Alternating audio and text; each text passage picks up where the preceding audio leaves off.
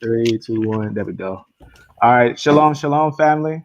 Let's get right to the Lord prayer because we were just live for like not even 5 minutes, but we had a nice little conversation. So real fast, let's say the Lord's prayer, and then let's get to this interesting, deep study.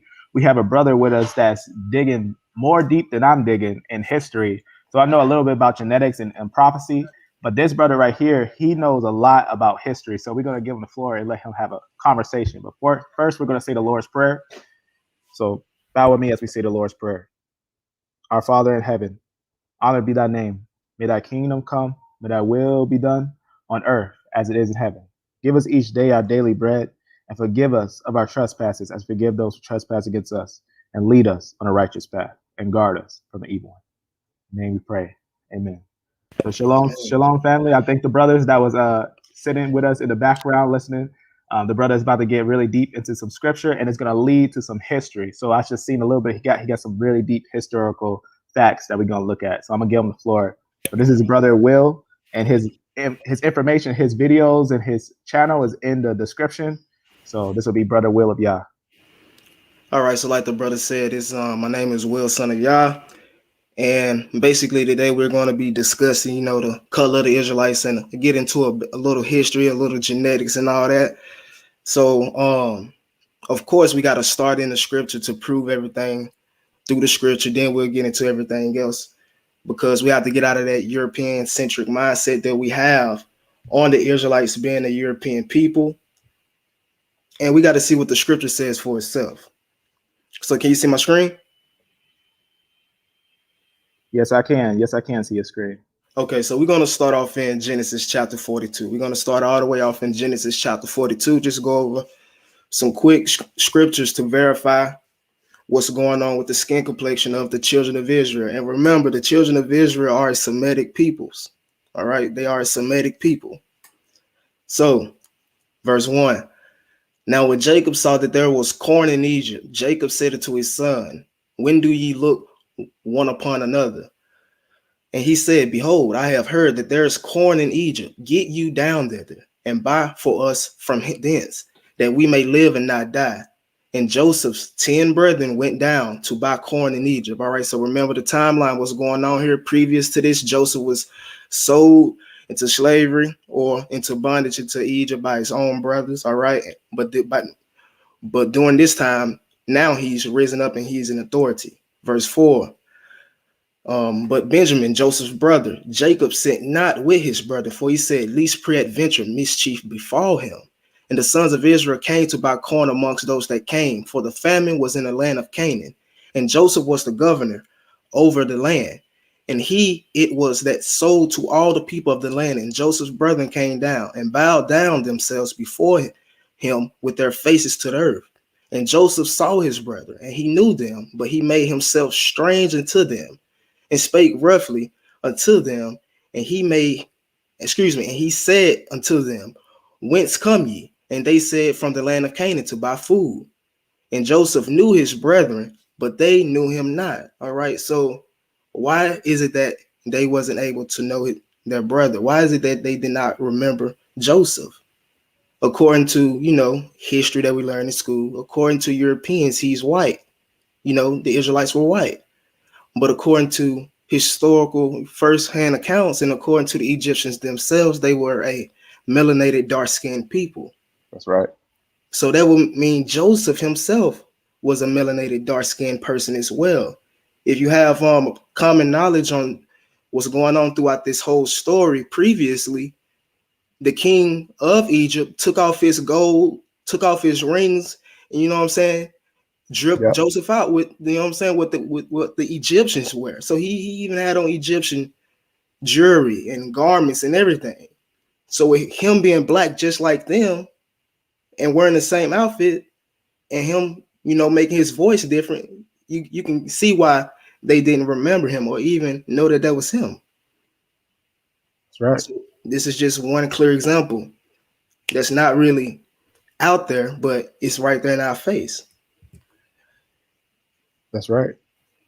We can jump over to Genesis 50 real quick, verse 1. Genesis 50 real quick, verse 1. And Joseph fell upon his father's face and wept upon it and kissed him. And Joseph commanded his servants, the physicians, to embalm his father. And the physicians embalmed Israel. And 40 days were fulfilled for him.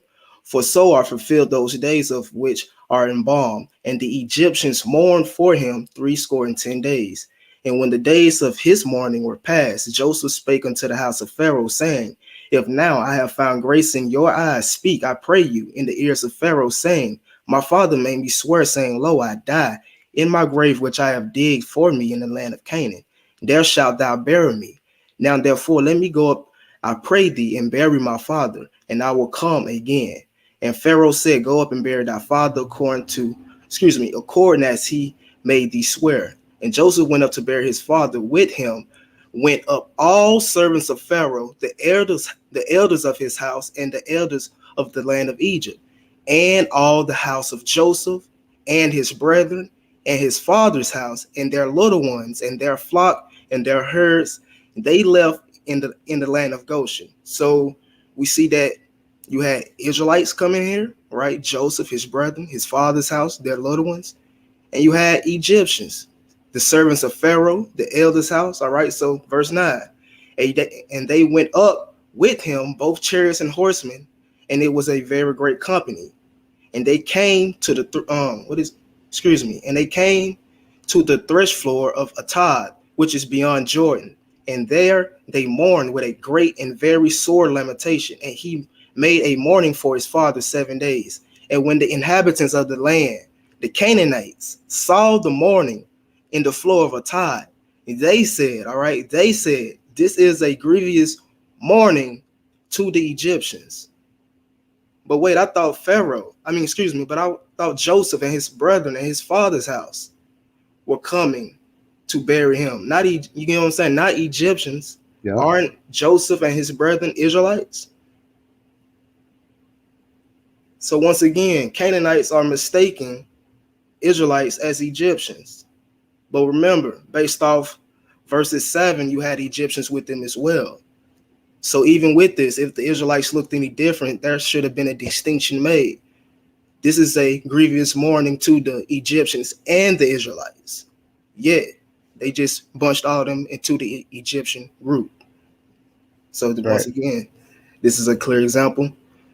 Going over a couple more verses. Jumping back to Genesis 41, verses 50 through 52.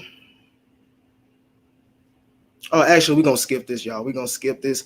This just going into basically the mother of Ephraim and Manasseh being a Egyptian. That's just to bring out the fact that Ephraim and Manasseh couldn't have been a light-skinned, pale-skinned tribe or a Native American Mexican tribe, just based off this genealogy right here, with us knowing that Joseph was black, and we know that Asenath, right, an Egyptian is black. That's right. 2 Northern Kingdom tribes are going to be black based off that genealogy right there. And the reason why we talking about this is because we a different generation. You know, we're a different generation. We're not like the generation before. We gotta start accepting this truth, because that's what we're actually studying. We're looking at genetics, but now we're going to start getting into history. But what this brother is doing is giving us that the scriptures itself actually shows us how can we not consider that Israel was actually dark skinned, seeing that many people relate them to people that were of darker skin tone.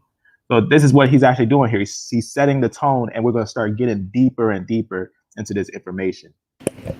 And like he said, like, there's no way we should be saying that these peoples, Ephraim and Manasseh, is any other, you know what I'm saying, race. If Shem and his children were black, Joseph was black, and of course, Asenath was black because she's a daughter of an Egyptian. So going on to Exodus 2, verses 15 through 22 real quick. Verses 15, it says, Now when Pharaoh heard this thing, he sought to slay Moses, but Moses fled from the face of Pharaoh and dwelt in the land of Midian. And he sat down by a well. Now the priest of Midian had 7 daughters, and they came and drew water and filled the troughs to water their father's flock. And the shepherds came and drove them away. But Moses stood up and helped them and watered their flock. And when they came to Ruel their father, he said, how is it that ye are come so soon today? And they said, an Egyptian. And There they it is. said, an Egyptian delivered us out of the hands of the shepherds. Is Moses an Egyptian, or is he an Israelite from the tribe of Levi? There it is. That's really interesting too, because we know Moses, he's not technically the term what people call mixed, and yet he's described as being an Egyptian. And we know that it tells us in scripture that Egypt is the land of Ham. So that's really Right? interesting for someone to mistake that he's from the land of Ham just by looking at him. Exactly. So that should tell you something right there. That they had to look alike. They had to have, similar skin complexions, hair textures, everything. And we can take it all the way to the book of Acts, Acts 21, 37. Acts 21, verses 37. And as Paul was to be led in the council, he said unto the chief captain, may I speak unto thee? Who said, canst thou speak Greek? All right. Who said, canst thou speak Greek? Art not thou that Egyptian, which before these days madest an uproar and leadest out into the wilderness 4,000 men that were murderers? All right. So think of this situation. If it was today and you were in another country and you were speaking, say you was in France and you spoke in that language, the man turn around and look at you and say, aren't you a Negro and you can speak French? This is the same situation. He questioned Paul and said, aren't you an Egyptian and you can speak Greek? But why is he calling Paul an Egyptian? Isn't Paul an Israelite? So we can see from Genesis, basically from the Old Testament to the New Testament, through scripture, Israelites being mistaken as Egyptians. And this is not even all the verses that's throughout the Bible. These are great examples. I want to talk about this one real fast. What's interesting about this, when you dig deeper, there's actually a part in the book of Judges, the last verse of Judges, where Ephraim and Manasseh actually, we see an example that they merged with Benjamin. That was a time that Benjamin, they call him the son of Bali.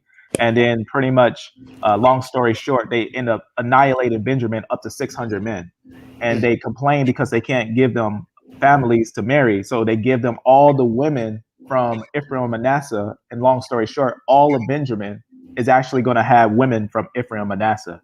And And we even see that if Paul looks dark skinned, then we also have to take in the connection that with Ephraim and Manasseh that we've seen from the previous verses, that Joseph actually has sons from Hamites. And that's actually mixed with Benjamin. So we have to consider ourselves, why don't we see some Israelites with this tone that is actually described throughout the scriptures? And like you said, this is only a few scriptures. yeah, this is only a few scriptures. This is not, what I'm saying, getting into Job. It's not getting to the Shulamite woman who's from the tribe of Issachar who told you she's black but comely. You know what I'm saying? Yep. So it's a lot. But yeah, this is all the scriptures that I was gonna show. So if you want to take over now, or Yeah. So what we're gonna do is kind of do like a back and forth. I want to show something real fast. okay, So I'm gonna show you something that Will actually has. He has a very interesting video, and we had did a video to share my screen real fast. Screen share. One second, just turning it on. All right. So I'm going to show you this because this is really interesting what the brother had.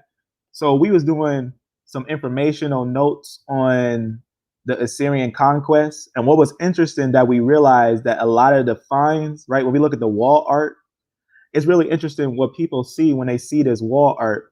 And you can see a very interesting replica, but I want to show you it off of what someone else says when they look at it themselves. That's pretty much spreading information, doing tours on it.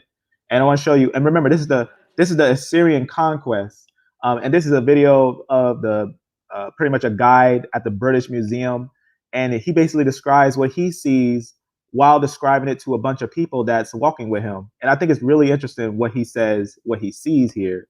And that's why I think it's interesting to look onto the information of these things. But let me show you this. I'm going to mute real fast so it doesn't echo.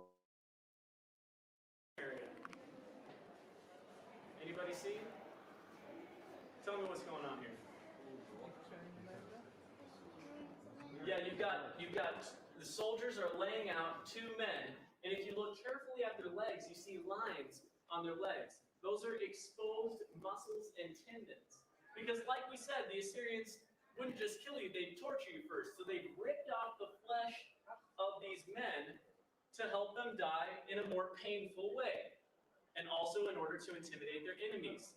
They were brutal. So let's continue down the line. We've got more slaves that are leaving the city. Now, somebody tell me the difference between this guy and this guy. Whose side do you think this guy's on? The Assyrians. Yeah, the conquerors, the Assyrians. And whose side do you think this guy's on? The slave, yeah, the people from Israel or Lachish. You can tell also by their distinctive hairstyle depicted in archaeology. All right? People from Israel or Lachish, you can tell also by their distinctive hairstyle depicted in archaeology.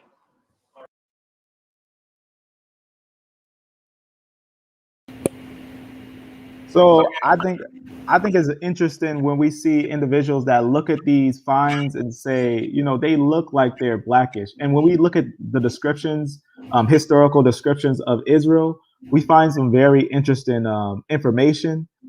Speaking of which, I have something on here I want to go over, but I'm gonna leave that until I go after this one. I want to show you something that Will actually went over that I think is a very, very, very interesting piece of information that we should all take note of.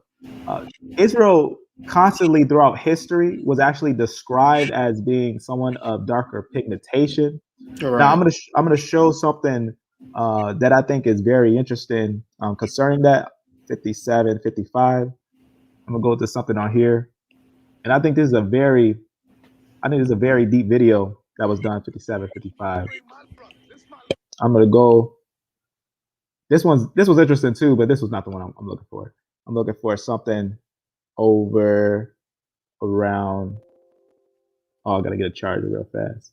But let me go to that spot. I'm gonna show you something on a quote. In fact, that's not on this note. It's on this note right here. Because I want to talk about the reason why I want to talk about this because I want to talk about the DNA, where it's found at, uh, specifically, and the time frame where it's found, and these certain things right here, 3725. So first, I'm gonna play this video that Will had went over, and I highly recommend his channel to look at his history because his history is very legit. His history that he has is stuff that we go over. Is stuff about that you can see right here, the Assyrian captivity, and it talks about how they look and everything, and you just seeing that person who was standing there and seeing the same thing, seeing that these people they have a very distinct look to them, and that we have to consider how they looked at that time when we look at them and look at their hair and look at ideas on what they look very closely like. And now I'm going to show you. He got this very interesting quote. We're going to look at this quote that he reads here. But first, I'm going to show you. If you look at these images, now obviously these are made from stone, right? They're writing on them. But if you take that and really understand what you're seeing there, feature-wise, it's not hard to see what you're actually seeing there. It's really not hard to tell what you're seeing there. But let's look at some of these historical quotes that's actually said here. I think it's really interesting on these quotes. I'm gonna play this and I'm gonna see if it echoes because I got headphones in, so I'm gonna see if it echoes. If it plays. New research on ancient history. New research on ancient history by C.F. Volner. It reads, here, a singular analogy presents itself. Eusebius in his chronicle, or in his chronicon, says in a year corresponding to 1575 before Jesus Christ, that Ethiopians coming from the river Indus encamped and settled near Egypt. All right, so remember who's coming out of this Indus, Mesopotamia area, encamped near Egypt. The Jews, by their own avowal, being of Chaldean race, a branch of black Arabs. All right, a branch of black Arabs. It follows that they are the real Ethiopians. All right, so furthermore,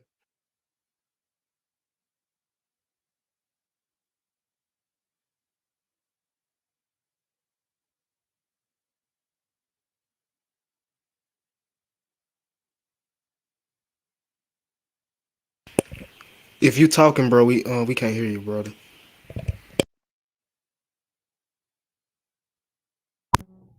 Can you hear me? Yes, you good now. You good now. All right, can you hear me? Yes, you good. All right. For some reason, I couldn't hear nothing real fast, but now I can. All right. I hope y'all heard that video. The reason why I wanted to go to this because we already looked at the genetics and the history behind the real Arabs. And what's interesting is they actually mentioned that the Arabs being black, being dark skinned, and even we have a son of Ishmael, and his name literally means swarthy, right? When we think about the different sons, right? They say the tents, right? Darkest the tents, right?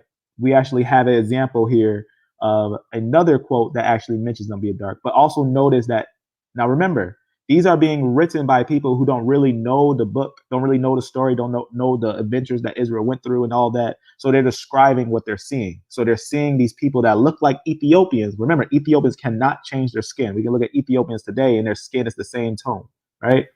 And what's interesting is when we notice that these individuals marked that these individuals look like Ethiopians that came down to Egypt. And that's really interesting because if we connect that with what's said later on about the time of Messiah, a little bit after him, we actually see them mentioning the same thing that the people look like Ethiopians. So I'm gonna let it play because you got another part that connects this. This is not just talking about one tribe. This isn't just talking about two tribes. This isn't just talking about three tribes. It's talking about the Israelites. It's talking about all 12 tribes. The Jews, by their own of all, being of Chaldean race, a branch of black Arabs, it follows that they are real Ethiopians. It follows that they are real black faces. We got to put some respect on our ancestors, man. I don't know, can you hear me? Remember, can you hear me Yes, right we can now? hear you, brother. Yeah, All we right, can hear that's good. So remember, Ethiopian, right? When we look at the root of it, it actually means black face or burnt face. That's actually what Ethiopian means. So for someone to even be called Ethiopian is to say that they surely have pigmentation on their skin. you. Facts, facts, facts. Yeah. We got to put some respect on our tribes, man. We can't be giving our heritage to others. Continue to build what is truth and inquiry concerning the antiquity and unity of the human race. All right, let's see what this has to say. And make sure when you see these quotes, make sure to see the years on these quotes. This is 1871. These are ancient quotes that he's pulling up. These are some rare finds. When you find quotes like these, definitely bring those out to the brother because when you see quotes like that, all it does is support something that the world won't accept. But we need to keep on bringing it out. We got to keep on, no matter how big, no matter how small we are, we got to keep bringing these facts out because sooner or later there's going to be a generation where they're going to say, I really am glad that those people, even though they was, not liked, because sometimes when you speak the truth, not everyone's going to like the truth, even when it's controversial, especially when it's controversial. But connecting this, you can see the whole thing come together. So, and this is actually quoting from Herodotus, which is really interesting. So we'll look at that too. But let's see this one. All right, let's see what this has to say. Two or three instances of changing the physical characteristics of a people are all that our space will permit us to cite. One is that of the Jews. For 1800 years, says Owens, that race has been dispersed into different latitudes and climates, and they have preserved themselves, all right? They have preserved themselves distinct from intermixture with other races of mankind. So don't tell me Israelites moved to all these foreign places and mixed. That's right. Don't tell me that. There are some still, there are some Jews still lingering in the valley of the Jordan, having been oppressed by successive conquerors from Syria for ages, a low race of people, and described by trustworthy travelers as being black as any of the Ethiopian races, all right? As being black as any of the Ethiopian races. So Man, let's talk about that.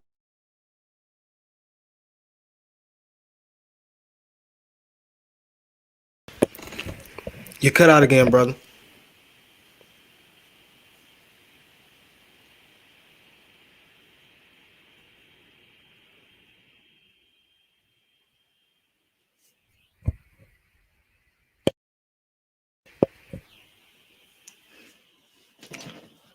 All right. So while he's getting his audio together, let's just, oh, he can't even share the screen right now. Let's see.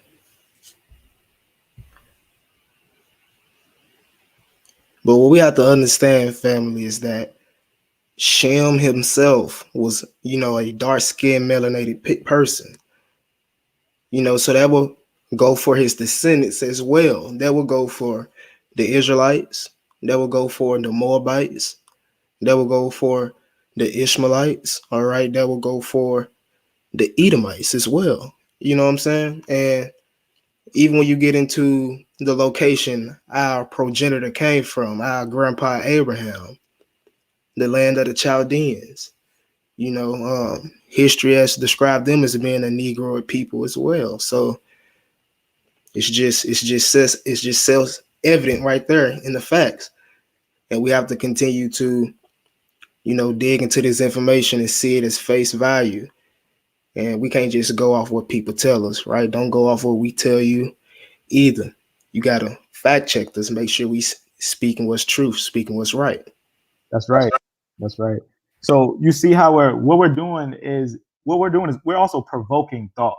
We're actually provoking thought that maybe there is evidence that Israel is dark skinned. And maybe we should consider the evidence that many people are actually witnessing that Israel, not just one tribe, but the whole group of Israel are genetically related. Now, what I want to do is talk about something real fast. I want to talk about a line that was selected by the world that people say is Israel, but actually has evidence of being people that, because there is actually a study that a lot of people quote, and that study goes like this. They say the astronauts have evidence of being in the land of Israel. Amen. Where? In Sidon. Where is Sidon? Sidon is the land that's actually a place that was named by the Canaanites. It's kind of like America, right? If the Americans take a place, they call it America. Whoever takes a place, they name it after themselves. But if someone comes there, then they're called a American, though they may be from somewhere else, or they may be called African, or they are from somewhere else, right?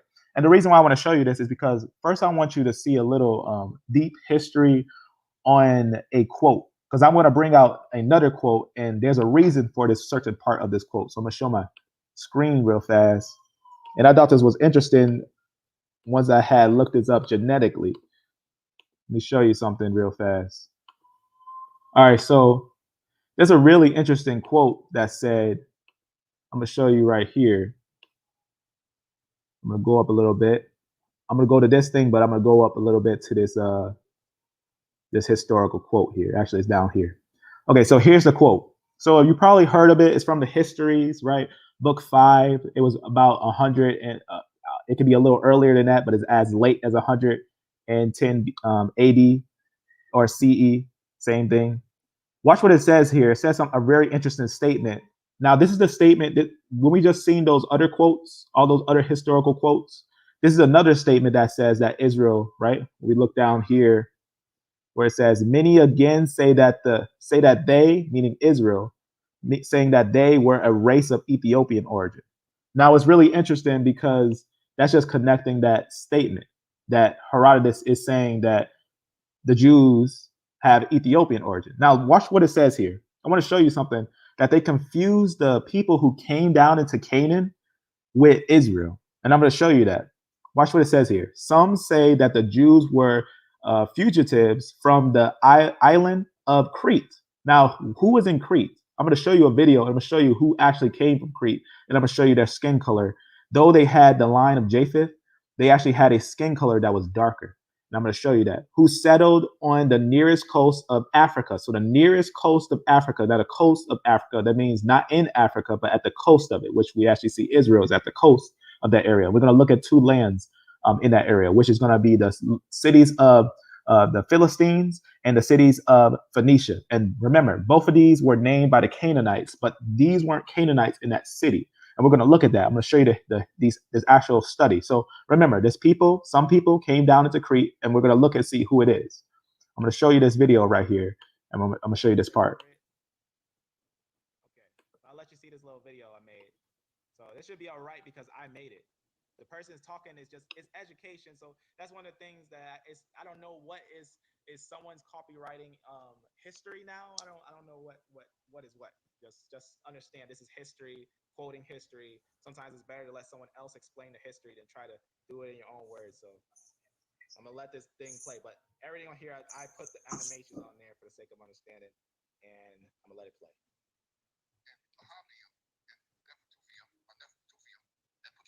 Let me actually let me think.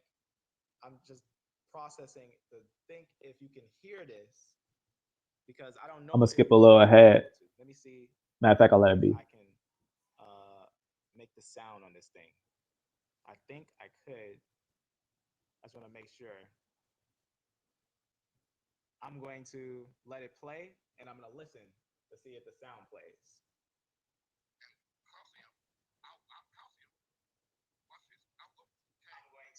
Let it play.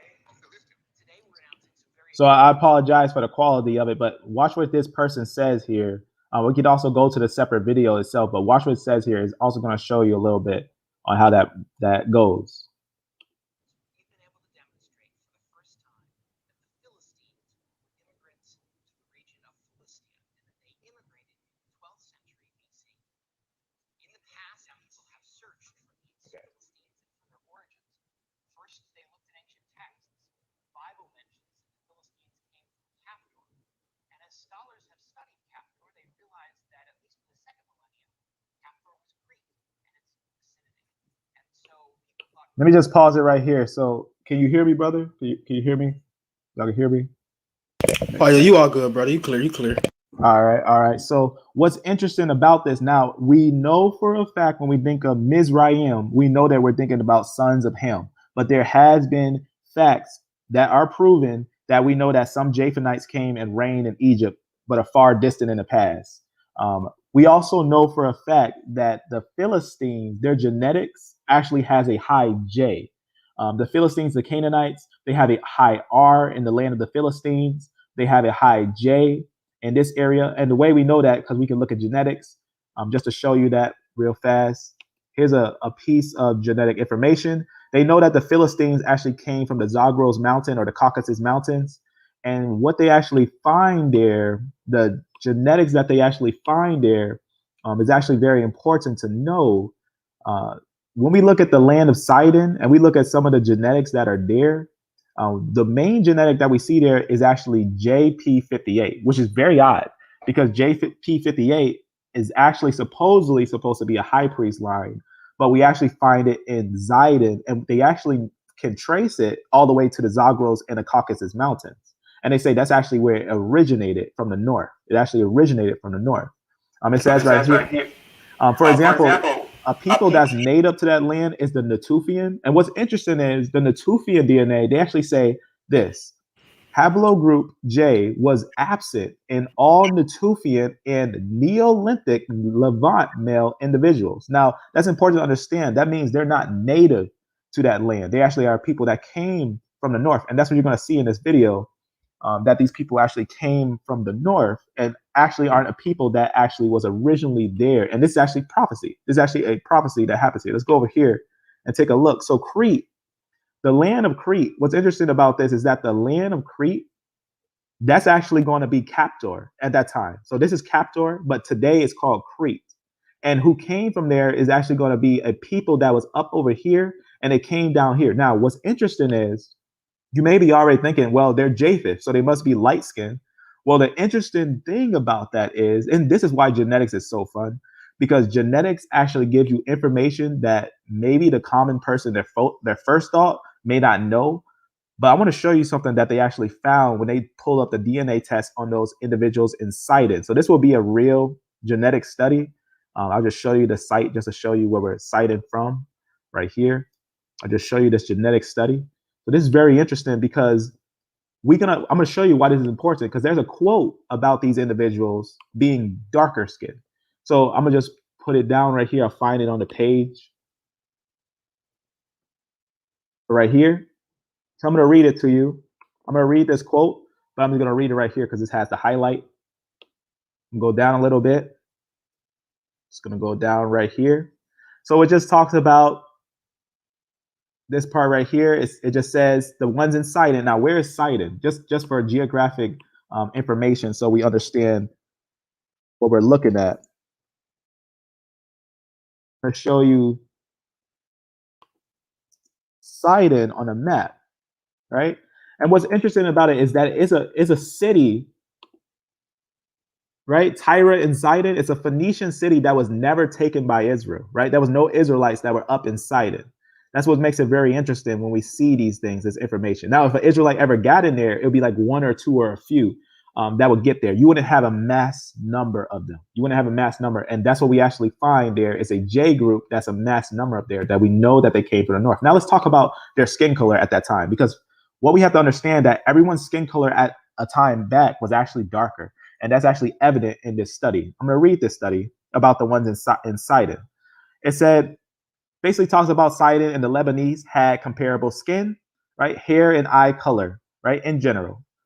Now, watch what it says. Light, intermediate skin, pigmentation, brown eyes, and dark hair. Now, watch what it says right here. What's really interesting. It says Sidon BA probably having darker skin than Lebanese today from variants in, now this is very important to understand what they're actually quoting here, this variant number. Variant SLC 45A2. Now, what I'm going to do is I'm going to write that down. This is actually how they can find pigmentation in ancient peoples. Like, for example, you may have seen Cheddar Man, the findings of Cheddar Man, how they know he's actually a darker skinned European. Very interesting because they actually look at his skin tone. Now, Cheddar Man is very dark, though. This is a fairly dark, but not completely dark. But let's look at this. Let's look at this genetic line. It's very interesting when we actually take a look at how dark it actually is. Let's see if I can find this study real fast because I want you to see this. Very interesting. If I can find this one. Yep. So right here. So basically, this is an idea of it, but this is not exactly what I want. I'll just leave this one here, and I'll come back to this. I'm just going to copy this, and I'm going to copy this. But before I go to another one, I just want to basically explain to you what it basically means. It's how you find darker skin, right? It's actually how you find darker skin. Higher levels of it basically allows darker skin. And what they're basically saying there, right here, is that they're saying is basically letting us know from this variant, from this one, this results, right, is resulting in darker pigmentation. And what's interesting is we also can combine that with who are the Phoenicians? What are they known for? The Phoenicians were a people that was also known for dye, purple dye, and they're actually called purple people. The reason why they're called purple people is because they actually used to go in the sea and they used to get these certain seashells and they used to take the stuff from the shell and they used to make purple dye. And what that would do is cause their skin to become a little purple. So you can just imagine someone with purple skin and already with a slightly darker skin tone. Now, we're not saying they're black as Ethiopian, but we're actually saying that they are darker skin that came from the north. And that's important to know because let's look what it says in this quote real fast, right? Some say that the Jews were fugitives from the islands, right? The islands of Crete. And that's where the Philistines came from the islands of Crete. So it's really interesting when you look at these things in the context of what's being said. Because at first glance, you may say Crete, oh, that's close by Greece. They must be whiter skin. They must be lighter skin, right? But actually, when we look at the context, that's why context is so important, because the people that came from that area, as we said before, the genetic information shows that they have J lineage, right? They have the J lineage. They're close to the people of the Lebanese, right? They're close to the Lebanese and they're close to Ashkenazi and other people like that. But these individuals at the time of Sidon, during the time when Israel was going around, they actually would have darker skin. They would have a darker skin tone. And that's what's very interesting, because when you see certain historical quotes like that, you got to take in a little bit of note of these things and how these things are worded, how these things are worded. I was looking for a certain one, but I might have to switch to Google to go to that, just to show you a little bit on that. Let me see. I might have to switch it to Google to show you a little bit on that study. It's really interesting though. Maybe I'll grab one from this. All right, it just goes down, talks a little bit about it. The SLC45A2 gene, also called MATP, provides instructions for making a protein that is located in specialized cells called basically where you get your melanin from. All the melanin and everything, all the changing, right? The skin tone, the color. That's important to understand that they're basically saying by looking at that on the Philistines, they actually have darker skin tone than their predecessors, than the generations afterwards, Is that, and in fact, we can look at certain lines like we can look at the Chadic or the Chadic people. We can look at the Chadic people. We can look at the original people of Egypt that had the R lineage, that was rulers in Egypt with the R lineage that were darker skin tone, but they actually had an R lineage. And we also can look at Cheddar men. And this is not unheard of to imagine that people had darker skin at that time. A lot of people think it's offensive when we say Israel had darker skin. It's just that Israel just didn't mix. And we gotta look at the scriptures. What the scriptures say. It says that Israel was actually basically in a system that the Lord made, that they was always going to be not just to their own male, but to their own male tribe. And that's really interesting when we look at those things.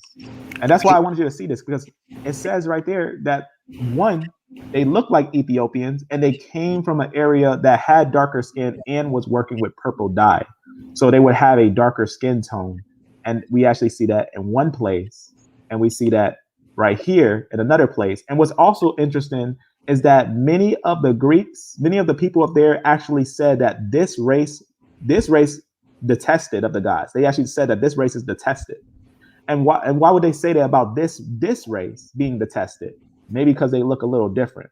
Maybe because there may have been some things going on in the background, even at that time, that still continues on to these days. And maybe we should consider these pieces of information. And just to add to that, you know what I'm saying, just so people don't think it's so far-fetched for certain people to have once been, you know, dark-skinned, melanated peoples with the same facial features, we can take a look today at the population in India. You got people in India blacker than us, right? But you still got people in India that's pitch white. That's right. You got people in China that's blacker than us, but you still got people in China that's pitch white. So which one was their original color, the black or the white? So exactly, exactly, and this is where we have to look at truth. Speaking of which, I don't know if you was able to hear this video. It was kind of light, but I'm gonna let it finish so you can see that whole thing. So that's why I showed you that, because right, when we think of, obviously, you know, when I first seen this, I'm not gonna lie to you. When I first seen they said they found the Philistines, I said, I just want to know what happened. I want to know what group they are. I want to know what their genetics is. And I seen a J, right? You can type it down, you can find it. It doesn't make any sense if you was to look for it. For example, just put it down, Canaanite, right, haplogroup, or Y DNA. And you'll find something like this, J2. And what's interesting about that is that, you find different sources that say J2. And the problem with that is that the Ashkenazis say they're J2. The Ashkenazis say they're J. And that the problem with that is that we can't have so-called Hamite Canaanites having Japhanite lines. And that's why we had to look into it deeper. And the deeper thing is really interesting to know that they know that they actually are from European stock, that they actually came from these upper areas. Now, this group, there's a group that came from this area, and there's a group that came more to where the Zagros Mountains is, a little different in direction on that than the other ones. So it's really interesting, though, how they settled there. You got high R's and high J's that settle in that area. It just talks about those things. Like, for example, here's a quote from a genetic site. It just talks about how they sequenced 5 individuals and everything. And they basically says a major Canaanite city. So Sidon is a major Canaanite city. We know that for a fact. That's a city that wasn't taken by Israel and everything. So that's what made it interesting, a more interesting study, because we knew that this, without a doubt, was going to be Canaanites. right? So a major Canaanite city. And then it tells us this. It says, this Canaanite related ancestry, because when they tested the line and everything, this related Canaanite ancestry derived from mixtures between local Neolithic populations and Eastern migrants, genetically related to, I'm going to go down a little bit, related to basically Iranians, which is really interesting because the Iranians, they have that high J, but they're actually going to be, a lot of them actually going to be from Media, from Mahdi, which is actually, few people actually take that in. When they think of the Iranians, a lot of times, they'll either relate them to Ishmael, they'll relate them to the Persians, but they don't realize that a lot of them actually are Mahdi from Japheth.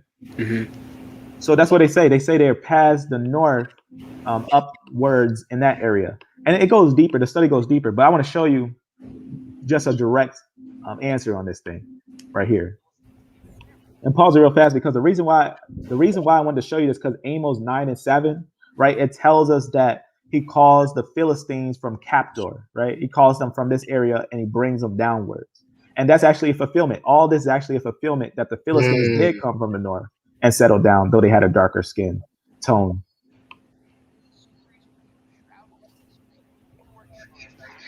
Changed or how well everyone remembered the situation.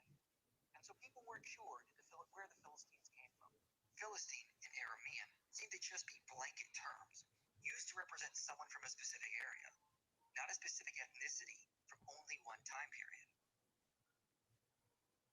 Later, Egyptologists in the 19th century deciphered some texts which talked about a group called the Paliset. The Paliset, the name was so similar to the Philistines that immediately they drew the comparison. But the Paliset seemed to come in the 12th century from the islands, wherever that was. And they came from these islands and conquered across the Mediterranean, conquering the coast of Turkey, the coast of Syria, all the way through Cyprus. They conquered across the Mediterranean and finally ended up attacking Egypt. This group, called the Paliset, was then linked with the Philistines, and people thought, maybe we understand their origins. But again, Paliset aren't exactly the Philistines, and perhaps the Egyptians had it wrong to begin with. And so archaeologists got into the story. Archaeologists began to look at the Philistine cities according to the Hebrew Bible. And already in the early 20th century, they started to notice that in these Philistine cities, there was pottery that looked like pottery from earlier periods in the Aegean. The pottery in the 13th century in the Aegean was now being made in the 12th century in Philistia out of local clays. People said, I wonder if this is the evidence we've been missing. I wonder if this helps us to understand the origin of the Philistines. But still, not everyone was convinced because, of course, you can always imitate a kind of pottery. You can always trade something from one place to another. Pottery moves all the time. Goods move all the time across the Mediterranean. And so for a long time, we've been asking, how can we finally show where the Philistines came from? The Philistines themselves, not the things they made, not what ancient texts say about them, but the Philistines themselves. For 30 years, we excavated at Ashkelon looking for the ancient Philistines. We found Canaanites, we found early Philistines, we found later Philistines, and now, with the new technology provided by the genetic scientists, we can start to understand the story that these bones tell. The bones of the Canaanites, the bones of the early Philistines, and the bones of the later Philistines. What we found was very exciting. We found that the early Philistines had a genetic component that came from Europe. That's somewhat difficult to understand. We're talking about European genetic signatures from the Stone Age that persisted in European populations, particularly Southern European populations. And so, all right, so that's all I need to see from that for now. So the reason why I wanted to show you that is because, like I said, these are lineages. We know that these are European lineages, but we find them in the area with the Philistines, which is really interesting. This is why, looking at scripture does give us understanding, but we may not understand exactly what was going on at that time. Like, for example, like we said, the sea people coming down there and settling there, which we have evidence for in the land of Sidon. And then again, looking at their skin color, because we do know they have the R lineage, right? Well, this is a classic lineage in Europe today, but they don't look nothing like their pigmentation. Their pigmentation would be even darker at that time. At that time of the original peoples, these ones would have been way darker at that time, and that's what's interesting. Just like Native Americans have European haplogroups with dark skin. Exactly. And that's why these things are important. That's why we want to look at genetics, because we don't want to just judge things just by sight. We need to judge it by not just sight, but we have to judge by history. We have to judge by biblical information. We have to judge sometimes by genetic information. And we have to judge also by sometimes linguistic information, which is the study of language. So sometimes we got to look at these three different aspects. And when we get all those things, the final piece of those four things is making a decision. We have to make a decision on whether we're going to believe the truth or we're just going to walk by the truth. And that's why we're doing this information today, to talk about these things. There's a brother that also had a statement to make on some of these things. For example, the major thing is that we also know that Israel, the 10 tribes, went into Africa. Is a fact. It's a fact in genetics. It's a fact in historical quotes. It's just a fact in period. It's just a fact. But we wanted to talk about that. I wanted to see if a brother was going to come today, because he was talking like he wanted to have that conversation. So I wanted to have that conversation on if Israel did in fact go to Africa. And Brother Will, do you have any information concerning that? Do you know anything of Israel going into Africa? Oh yes, I have. I definitely have information going into that. Do So you have any like historical evidence that you can show us on oh that? yeah, I definitely can show you some historical evidence. Um, but I would just like to say this real quick while I get it together. Yep. Nearly whatever tribe you specifically come from within Western Africa, you come from the Igbo, you come from the Ashanti, you come from the Bantus. They tell you their oral history. They tell you where they come from. You get what I'm saying? Yep. So either you're gonna take that as face value as what they're saying, or you're just gonna believe that your people is telling you a lie. Now I'm about to go ahead and show you some of this information. Is my screen sharing? Now it is. Okay, let's see.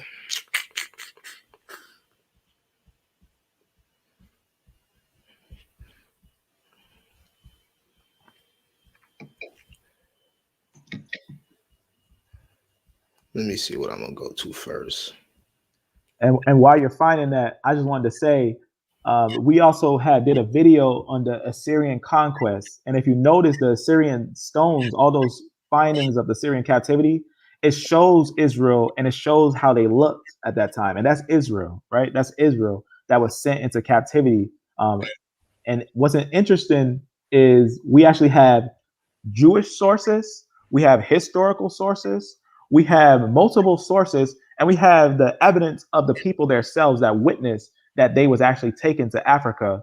And it's one of those things that we can't contest. We even see it written by Flavius Josephus that in his time, while he was standing in Rome, he said that the 10 tribes of Israel was beyond the Euphrates, right? While he was standing in Rome, he said that they weren't up in Rome. In fact, he word for word says that there are only two tribes in Asia and Europe. He says that only two tribes in Asia and Europe subject to the Romans. And what's interesting about that statement too is Yeah, that, you wanna go ahead, go ahead. I'm gonna show you what they look like. One of those tribes that was still left in the east. Go ahead. amen. And what's interesting is when we look at this information, we know that Israel would have went to the Romans. They would have went somewhere where it was more comfortable for them.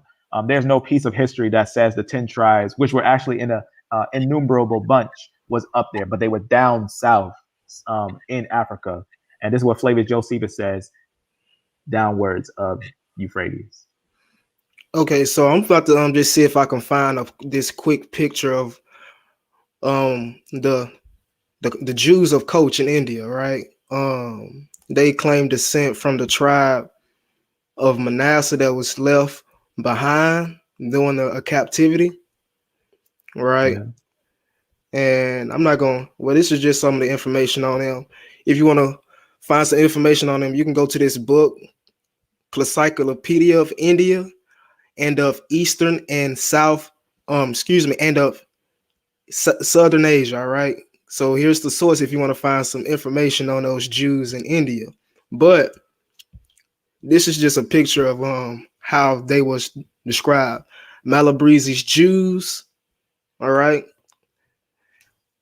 Portuguese illustration contained within the 16th century, all right, 16th century, so the 1500s, depicting the Jewish people of the Malabar coast in India. All right, and here you go. And look at that. Just look at those Jews right there. Right here, Judeos, Malabars. You know what's interesting about that? I actually did a genetic study on that I didn't do a live yet on, but I want to show you something on that. So obviously, you know, seeing that is one thing because it's visual, and that's obviously great to see. It's definitely a hard hitting fact right there. But I also want to show you something interesting when we look at the genetics about India. There actually is genetics. Now we remember we did a deep study on E1B1A and how we seen that E1B1A is Israel. Mm-hmm. E1B1A is actually found in India. This is E1B1A right here. So E1B1A in the blue is actually found in India. So you got to ask yourself, how did E1B1A, that's supposedly an African haplogroup, right? How did that get into India? How did that get into the south of India? Now remember, India, you can go to the story of India. India actually was taken over by the Greeks. That's why India actually has this high R. You see this high R right here? Because the Greeks came downwards there. Actually, Alexander's kingdom actually stretched and went all the way up to that area. And then during the time of the Romans and during the time of the split and everything, when everything was going on, you've seen a lot of mixing in that area that happened. Even China reached over there and connected the Silk Road. Right, connected the Silk Road to China and all the European nations and everything. So we got to ask ourselves, how did the E lineage, how did E1B1A actually get into India? Because those were actually the real Israelites. In fact, that picture that he showed, it not only shows Israel being dark skinned, it not just only shows Israel being dark skinned, it also shows the Arab, the Muslim being dark skinned. It actually shows the Muslim being dark skinned as well. So it's very interesting to see these things and look at the genetics and get the full pictures on these things. And obviously, this is one of those things that I'm also going to go over and talk about the genetics. Maybe y'all willing next Sunday. This Sunday, I was going to do a live on Gog and Magog, but listen to me when I say this. The genetic information on this people called Gog and Magog is actually more complex than it seemed. It actually has so many, it's a mingled people. It has so many Y chromosomes mingled up in it. But we're going to talk about it once I get the connection, because there's so many different lines. But definitely getting the connection there on those things. So I'm connecting R's, I'm connecting I's, I'm connecting all types of lineages that we're going to talk about soon. But the reason why I wanted to show you this, because that was amazing information, because that's actually what you see when you look at the genetics. You do see E1B1A, and you do see a darker skinned people that was described as Jews, right? They were described as Jews.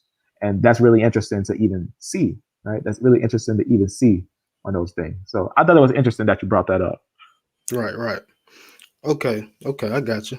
And it like you said, the DNA wouldn't be out there for no reason unless people that look like us from the same fathers as us with the same DNA is out there. Yep, that's right. Exactly. Why is people in India, right, in the same, right? Why is people in India with the same DNA as people in West Africa? So isn't that something? And what's interesting is if you look at the history of these individuals, they actually are hated also in India. They're a group that's actually hated in India, that's separated from the population. And they like you was just saying, they hated by the population, and they are mistreated and enslaved by the Ashkenazis, who they call newcomers. That's right. You're gonna have J lineages there, you have L lineages there, you got that large R there, right? These are the people that's native to that area, that's mostly native to the area. The Japhanites that's native to the area is H lineage. This H lineage right here, but you can see it's not even the majority there. This place is constantly had different visitors from different areas there. Very interesting history that you can see from these things and see why you have our lineages from European lands there. That's just because that conquest of Alexander, when the Seleucus kingdom actually spread out that way, and then one of the people named Demetrius II ended up reigning in a certain part, but after the kingdom, someone had assassinated him. Then the kingdom split, and that's when you got that lower portion that had ruled a little bit in the land of India. So it's really interesting history, and then obviously interesting to connect the genetics too. Very interesting. Facts. That's right.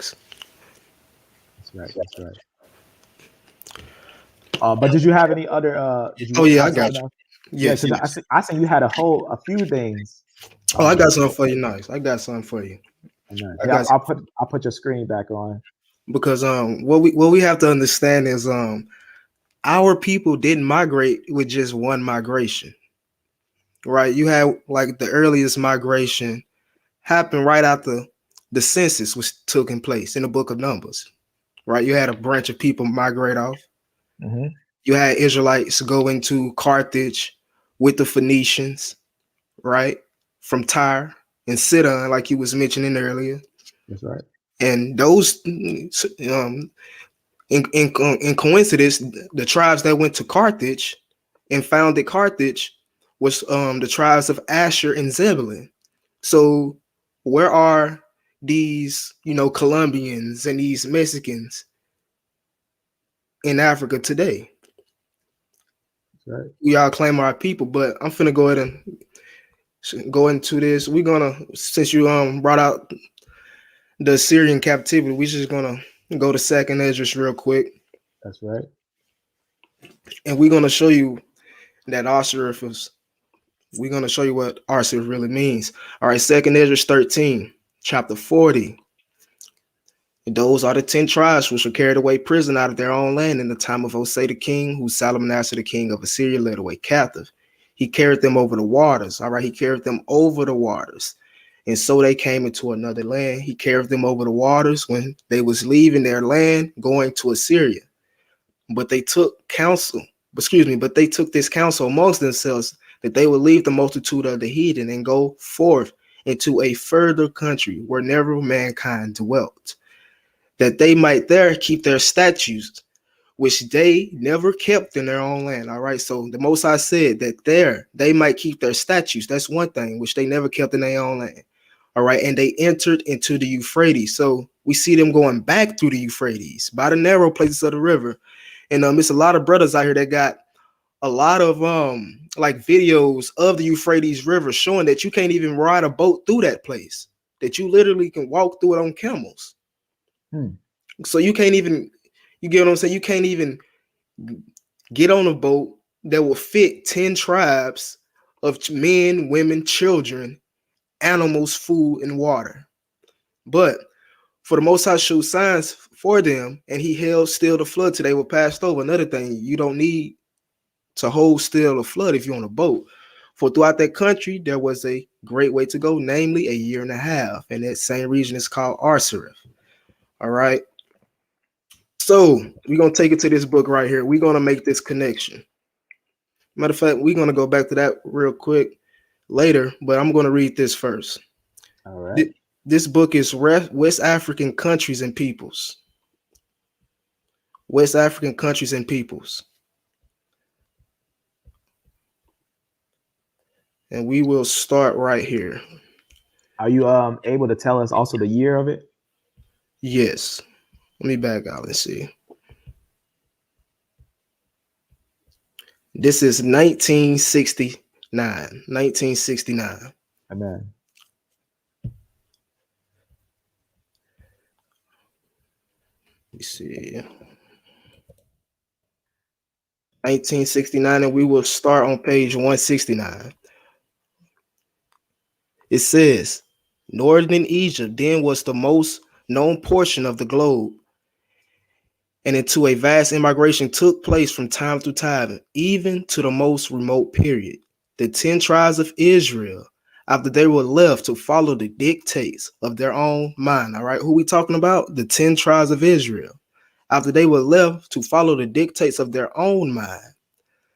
And during the commotion and destructive warfare which ensued to escape utter extermination, migrated according to the uses of times in vast numbers into various countries, but principally into northern Africa. And even when they would migrate into Arabia and those other countries, they would later migrate into Africa, which we can, show and prove as well. As it then presented the safest and easiest routes, once settled, every commotion intestine war had the most powerful effect of inducing these bands to shift their abode still further, and so all lose connection with the other branch of the tribe. As hundreds of years pass on and generation after generation roll away, they lose a great many of their habits and customs. All right, so this is what happened to the 10 tribes. This is the history, but listen.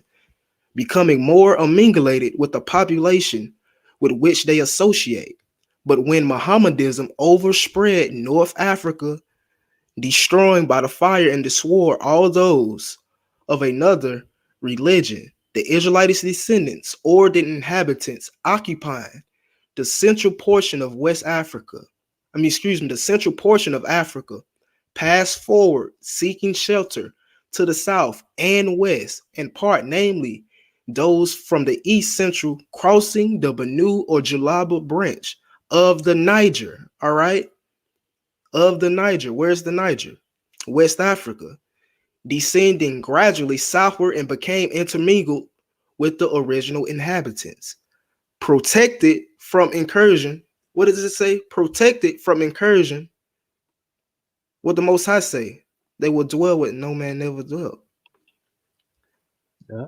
On the north by the Benue River and quietly settled between the great Niger and old Calabar rivers. So not just in the Niger River area, they went further down all the way to Calabar. They remained in peace and grew from one generation to another in idolatry.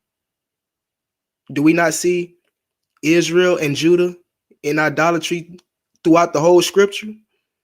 What was the reason they got kicked out of the land in the first place? Idolatry.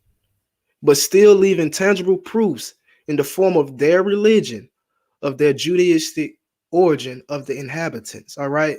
And then it goes on to talk about one of those tribes, which is the Igbos. It says, if the Igbo language with all its corruptions be compared with that of the Hebrew, and if particular disposition of the Hebrew tribes is detailed in scripture, and that of the Igbos be properly investigated, there would be a priori reason for serious inquiry whether the Igbo tribe, which is a branch of the Gullah tribe in the interior, is the offspring of the lost tribes of Israel, driven down from Central Africa and forced to cross the eastern or Benue branch of the River Niger by Mohammedan fanaticisms. All right. Wow, that's actually. I wonder what is this tell you the exact year for this, because this is actually really interesting because I'm also grabbing different information because this is a great historical quote. Now, as of Second Esdras, I'm not a fan of Second Esdras. As I can see, some of the brothers also aren't too much a fan of it. But understanding this is a historical quote that you're pulling up here, and this historical quote is definitely valid and in agreement with all the other historical quotes that actually says that the nation of Israel actually went down into what was called Africa by remember, Africa, for those that's watching, Africa actually is a name, right? Before this brother finna pull up this quote I already see what you're gonna pull up. I'm gonna put a compliment for that because what you're about to pull up is actually really, really deep.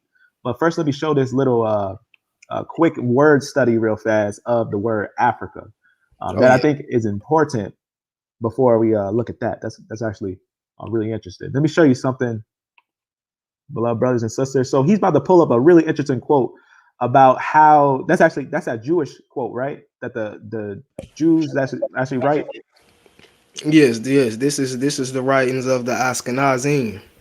Yep. So what you guys are about to see, you're about to see a quote that the Ashkenazis themselves actually say the 10 tribes went into Africa. And before you think about the word Africa, because a lot of times we think of Africa, we think of a Hamite nation, but really it's actually proven that the original people in Africa were destroyed and replaced with a different lineage that went down there. So this is an old map. This map right here that you're seeing here is Libya, and in the land so-called Africa is actually only called Libya and Ethiopia, and where the Ethiopians are. Can I What's pause you right interesting? quick, brother? Go ahead. Because this basically proves even more why is the whole continent of Africa not even drawn out? Exactly. Because they Exactly. And, did. and the reason why also too, because they didn't really know much of that was underneath there. So you go ahead. That's all. Yeah. And yeah, you can see, so they didn't really know much of what was underneath Africa, but they knew about Libya. And I want to show you something about Libya.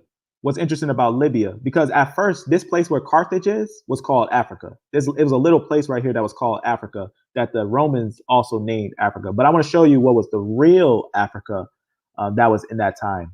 I'm going to go down a little bit and I'm going to read you this historical quote that this person is quoting from Flavius Josephus.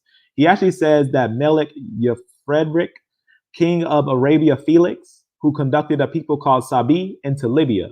So he says that he had a people, if you look on a map, an ancient map, you can see the Arabian Felix, and you can find those people Sabi, and he said he conducted those people in Libya. And all of Upper Africa was actually called Libya. That's why he's reading that quote that the Jews that came down into Africa didn't stay in the north. They were pushed downwards into lower Africa. And also you see right here, it tells us he made himself master of that country and established his followers there and gave it the name Africa. Now he's quoting a quote because he also mentions that the Moors, a lot of the Moors were originally Arabs, Arabians. What's interesting is, I'm gonna go down a little bit and I'm gonna show you the quote directly from Flavius Josephus, how he says it on this thing. So this is gonna be Flavius Josephus. This is the complete works of Flavius Josephus, book 1, chapter 15. And this is what it reads. It says, it talks about, I'm gonna just summarize it. Basically, Abraham, basically he marries Keturah, right? And they have a bunch of kids and everything. And then we also know that they own Arabia, right? They are in the land of Arabia. Now, there's also an interesting story on how a lot of the families of Keturah, the males were destroyed, and that a lot of the females actually blended in with Ishmael and with Israel. And we know that because we also can look in the scriptures where we know that a lot of the ones of Keturah actually mixed in, especially the ones of the Median. What's interesting is if we see right here, they lived in Arabia the Happy. And notice what it says here. It is told about that this Orphrein, which is one of the sons of Abraham, that he made war against Libya and took it. And that his grandchildren, when they inhabited it, called it after his name, Africa. This is a first century historian that actually says that the land of Africa actually was owned by sons of Abraham. That means if we was to look on a map genetically, we should be able to identify a family line that is a branch separate from Israel, yet is on the same haplogroup because they have to have the same father. And we do.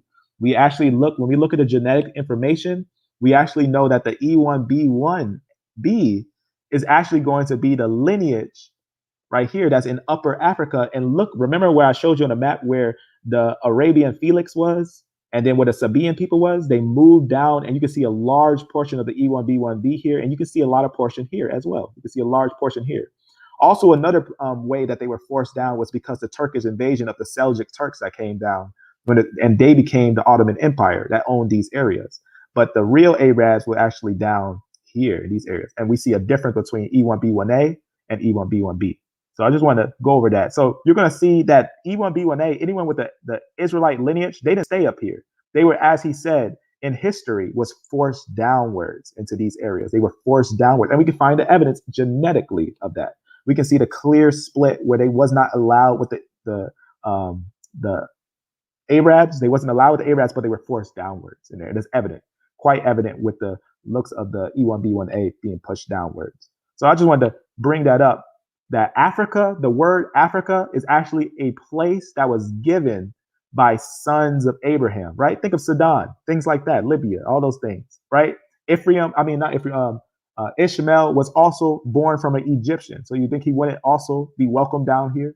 So that's why we also got to consider the information that the Arabs, they're not actually where a lot of people actually put them, is that we got to consider the genetics and the information behind the genetics to see where they actually are. So remember, he just said on that historical information that the Jews were pushed downwards into Africa. Now watch this information that he's going to bring out here, because this one we had talked about before, but You got to hear this one, because this one is a historical document from the Ashkenazi themselves that's going to tell you what happened to the 10 tribes. So I'm gonna give it over to Will, brother Will.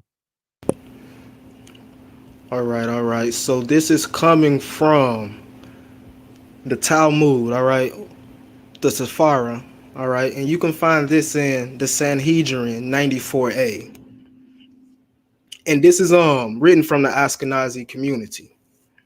If you go pull this up on the actual site, it will say from the elders of the Ashkenazi community writing to the 10 lost tribes. But it says right here,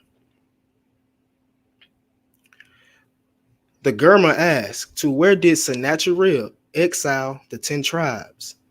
Marzutra says he exiled them to Afriki. And Rabbi Haini says to the Selga Mountains, all right, to the Selga Mountains. So it's known that they were exiled to Africa. And also, I have something else I wanted to bring up. So while you're finding that, I want to talk about that King Sennacherib. So King Sennacherib, it is historically documented that he was a king that had a hobby.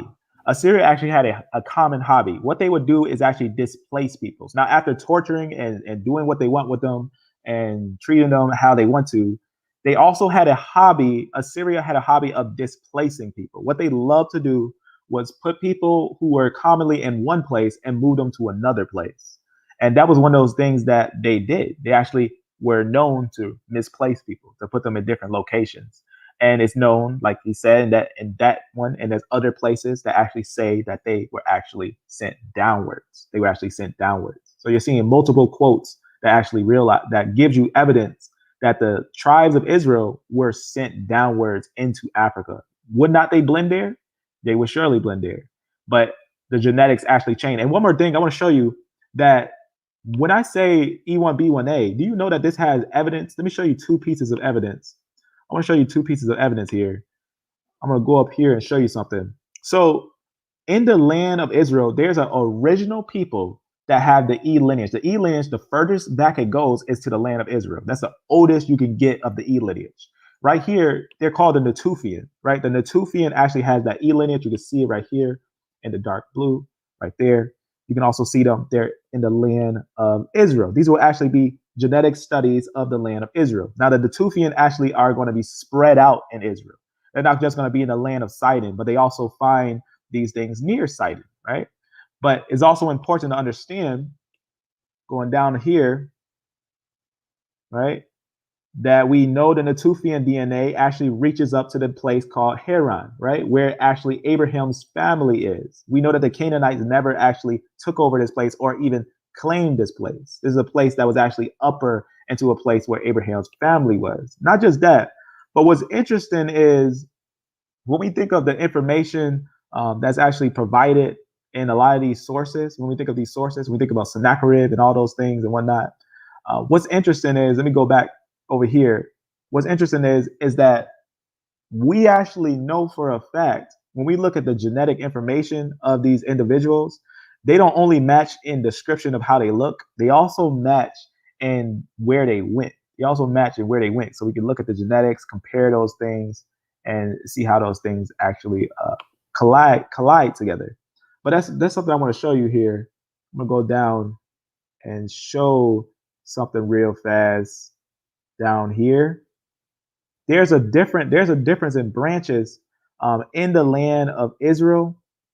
But one of the biggest things that's also important to know, let me go down to something here, right? Because when he's talking about these places and he's talking about these locations, don't think it looked the way that it did at the time that it looks today, right? When you think of certain locations like Sidon and certain things like that, a lot of times Ishmael, there's a big desert right here, and Ishmael actually owned all of this and some of this down here. And they actually was going to war a lot. You can see that when you look at the Mali kingdom and who they was fighting with. And there was a king there that they called him pretty much an enemy to the Moors, an enemy to the Berbers and stuff like that.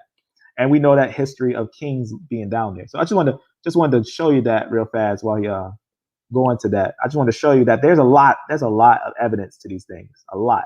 there's a lot of evidence of people who are in Africa that actually had kingdoms, successful kingdoms, extremely successful kingdoms. Like, for example, one of the people who they call the Lion King of Mali, or you probably heard it, Mansa Musa, or Mansa Musa, how you say that, which is actually one of the kings downwards in that area. There's a lot of levels to this information when we look at the history of Africa. Now, obviously, the people in Africa didn't begin in Africa, right? They didn't begin there, but they do have evidence of making their way there. Like, for example, I'm going to show you one more piece of evidence. Like I showed you on the Nufian. Remember how I showed you that they actually know that every single Nufian, every single Nufian, every single one has the E lineage, and they're native to Israel. They're native to Israel. They're actually seen even in the land of Abraham. But let me show you a quote from someone who actually has this. He has an interesting book here. Here's that book right here. And he has an interesting quote. He's a linguistics, right? He studies language and things like that. This individual here, I'll show you who I'm going to show you here. This is the individual who has that quote. So he's actually a linguistics, right? He knows linguistics and everything. Born in 1948. And so he's obviously got some degrees and everything. He knows a little about what he's doing and everything. I want to show you what he says about the Natufian when he looks at some things with the Natufian peoples. So here's that book. Like I said, we're going to be looking from a real book. It's the book right here and everything that he writes. So he's going to be a linguistic. I'm going to go down a little bit on what he says right here, looking at the Natufian DNA. Now I'm going to open this and I'm going to talk about a quote on here that's fairly interesting on this thing. All right, so I'm going to zoom in. So basically, this is what it says. It says the Southern Levant are basically talks about what's that virulently 4 times more similar with Natufian teeth, right? It's basically letting us know that those in the Southern Levant had similar teeth to the Natufian. And it says, then are Southern Levant teeth like those of, now watch what they also call part Southern Levant. Watch what they call what people are also connected with Southern Levant. It says, then are Southern Levant teeth like those of West Africa or late, what's that? I always can't never say this one. Palestinian Nubia. Basically, those of Nubia and West Africa. And you know, when you think about Nubia and West Africa, and that's actually being called South of Levant, and then also seeing that they're relating the Natufian to those of West Africa, because those of West Africa have the same genetics. And remember, this is a little early while they were studying, looking at the bones and everything, because the studying of ancient people, pulling up ancient DNA, that's a modern thing. That's very modern. It's more modern than just taking a DNA test from living people. Taking DNA tests from living people was something that they were doing first. Then they started to pull up DNA from ancient peoples and stuff like that. So this person, he's making a quote during that time. We actually go back over because I'm going to show you this thing at the bottom too, where it says right here. It says, this paper makes an additional inference, right?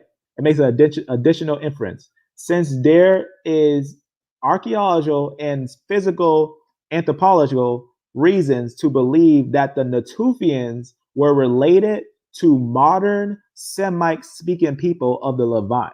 Did you see what it just said there? Oh yeah, I need that source. I'm gonna give this to you because you probably can dig a little more deeper into it. But this is actually letting us know that the Natufian people are actually going to be, and remember, this is a linguistic saying this, that these are actually going to be the real Israelites. But in long story short, that's deep. That's deep right there. I like that. That's deep. Yeah. That's deep. And one more time, looking at the Natufian evidence, right? They're called Natufian, and only people that's found in them, right? The only people and these are native to Israel. These are native to Israel and to Haran, and that's the most important thing, because we already had a brother that tried to say, oh, these must be Canaanites, but Canaanites was not up here in the land where Isaac, Abraham, and Jacob found their wives. And that's one of those things that Abraham says himself, that his people was up there in this land of Haran. And that's what's very interesting when we look at those things, that these people was actually in the Levant. But let me show you real fast again. The reason why this is interesting, because it includes the root of the E lineage, right? CT is actually what makes E. CT actually makes DE, and it makes CF, and DE makes E. And that's what we actually see in that land. We have the ancient, so the furthest back of E lineages, right? That's what that CT, that's why if you look here, you actually see C's here. That's actually going to be CT, right? It's going to have C's here. And that C lineage is actually going to be connected also with the branches. They're going to be connected with the branches. But that E lineage, we find that in the Nufian and the Levant. So that's one of those things. And we also have a quote that lets us know that those people that's original to Israel, right? Like we said, it says that Hablo J was absent in all Natufian and Neolithic Levant male individuals examined thus far. So E lineage is native to Israel. J lineage is not. J lineage is not native to Israel, but the E lineage is native to Israel. That's the only place where you find the ancient E. The ancient E is actually connected not just to Israel, but to the area where Abraham dwelled. Abraham, Isaac, and Jacob, where his family dwelled.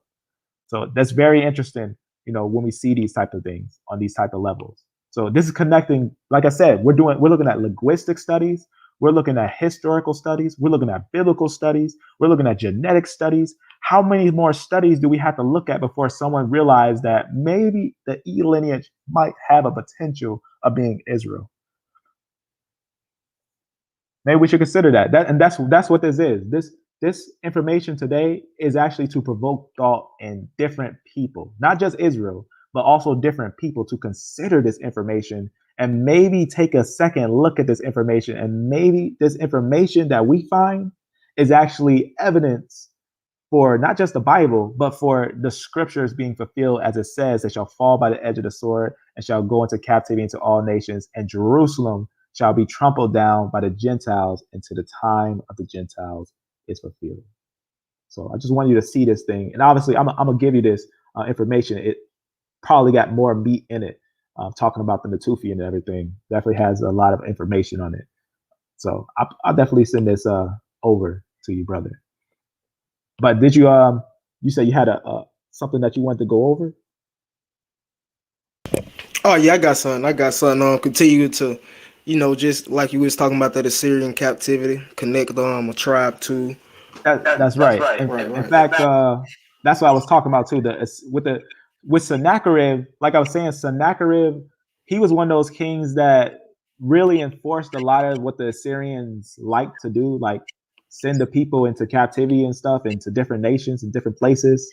So this is right here, Sennacherib's cylinder. He actually writes about the gathering of them. So what's interesting is if someone tries to discredit that this was Israel, they gotta fight with the British Library that actually decodes this. What this language is actually called cuneiform.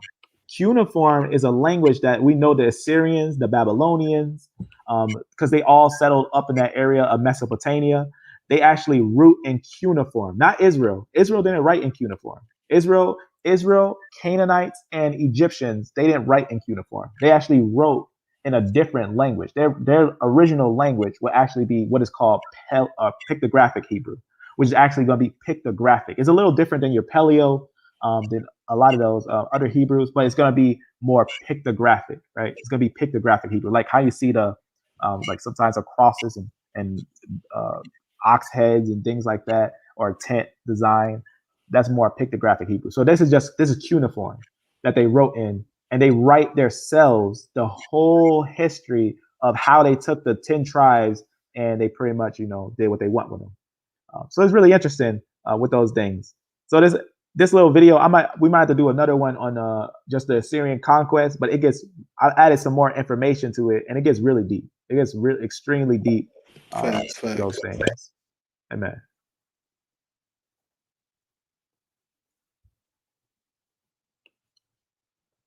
But you was finna go to something? Oh yeah, is my screen shared or you still got yours? Yep, I just switched it to your screen real fast. Okay, okay. So can you see it now? Yep. It looks like yep, I see it, lost tribes. Okay, so I'm gonna go back to this real quick. It says this is from the book Finding Gad, the quest for the lost tribe of Gad, Israel's visit to Obu Gad. Obu Gad is a place within the confines of Nigeria. I'm going to start right here where it says, we know since at least 1789 CE, the Jews, the Ashkenazim, have been interested in the possible Igbo Israel connection when a former Igbo slave named Aluda Equiano living in London first proposed the Igbo Israel connection in his autobiography. So you got a slave, right, that's telling you he's an Israelite. Now, remember this date, 1789, they was aware. Now we're going to go back to the Talmud. I'm going to continue to show you these Ashkenazim writings because it's just letting you know that they know where the true people are, and we can verify this. But it says, Vilna Gaon's student letter to the lost tribes of Israel, composed in Safed 1830 CE. A letter sent from the Ashkenazi community of Safed and Jerusalem to the lost tribes that they had hoped would be found by a missionary sent to Yemen in 1830. So they hoped that they would find them in 1830 in Yemen, but they didn't. I'm going to show you where they found them. It says, thus send the dwellers of the land of Israel who abide by the Torah of Moses, who abide by the Torah of Moses. Didn't the Most High say they will be keeping the laws in their own land? All right. A gift and inherited portion to our brothers, the children of Israel, the sons of Isaac, the son of Abraham, who revealed the belief in Hashem. They are our holy and pure brothers, the righteous upon whom the world rests, the Bnai Moshe, servants of Hashem, who dwell across the river Savointon, also known as Sambointon. All right, so remember that river name. And who pledge allegiance to the king of Israel, who sits upon a mighty throne, who rules over the 10 tribes, whose settlements is in the land beyond the rivers of Ethiopia, whose lands are Abar, beyond the rivers of Ethiopia. So the Ashkenazim was able to identify that the Israelites were beyond the river of Ethiopia. Zephaniah 3:10, from beyond the rivers of Ethiopia, my suppliants, even the daughters of my dispersed shall bring my offering. But like I said, remember that name Sambointon because we go to another source. It tells us something very interesting. It tells us the Igbo Jews are said to have migrated from Syrian, Portuguese, and Libyan Israelites into West Africa. History records that this migration started around 760 CE, according to UCLA trained amateur Jewish historian Rondo Hondo, Police Academy trained forensics investigator, I don't want to butcher that name, but of Agul-Ere. All right, Agul-Ere is in Nigeria. And remember, Eri is the seventh son of Gad. All right, Eri, E-R-E, is the seventh son of Gad, who resides in Los Angeles and has researched this subject for more than 15 years at the UCLA libraries in Los Angeles. The migrated started when the forces of the Caliph Muhammad, the last leader of the Umayyads, and his quasi-Arab supporters defeated the Yemeni Arabs, Umayyads of Syria in 744 CE, sacked the Yemenis and their Jewish supporters from Syria. All right, the Syrian Jewish migrants, tribes, Dan, Naphtali, Gad, and Asher, resettled in Nigeria, where they became known as Sambointon Jews. Pause. Didn't the Ashkenazim just say that the 10 tribes dwell beyond the river Sambointon? That's beyond the rivers of Nubia. But right here, the Igbo are referred to as the Sambointon Jews. So the Ashkenazi was actually writing to these people, the That's deep. Igbos. That's deep. That's a deep find right there. Continuing on, this is going to get real deep. In 1482 and in 1667, Judeans and Zebulons from Portugal and Libya respectively joined the Sampointing Jews of Nigeria. So even you had your Sephardic Jews coming out of Spain and Portugal. Some of them settled amongst the Igbos. I made mention to the tribes of Asher and Zebulun settling in Carthage, also known as Libya, right? So here we go. It's telling us that Zebulons also came down from Libya to join the Jews in Nigeria. But wait, I got one more thing I want to show you. Hold on, let me actually show something on the map, because what he just said, he found a location there, Okay. and that location that he found, I just want everyone to know that that location is Africa, right? That location that he just showed, how you say that? Agulire. Agulare. You see that location right there? And remember, that's the spot that if we look at the history, I want to show you something real fast. From Babylon and Timbuktu, which is actually historically confirmed, which is double checked, double cross verified and everything. There's actually multiple sources that actually tells us during one of the kings during 14, like around 1457, 1492, around that time, during the reign of King John or King John II or John II, 700 Black Hebrew children were ruthlessly taken away from their parents in Portugal and transferred to the island of San Tome off the west coast of Africa.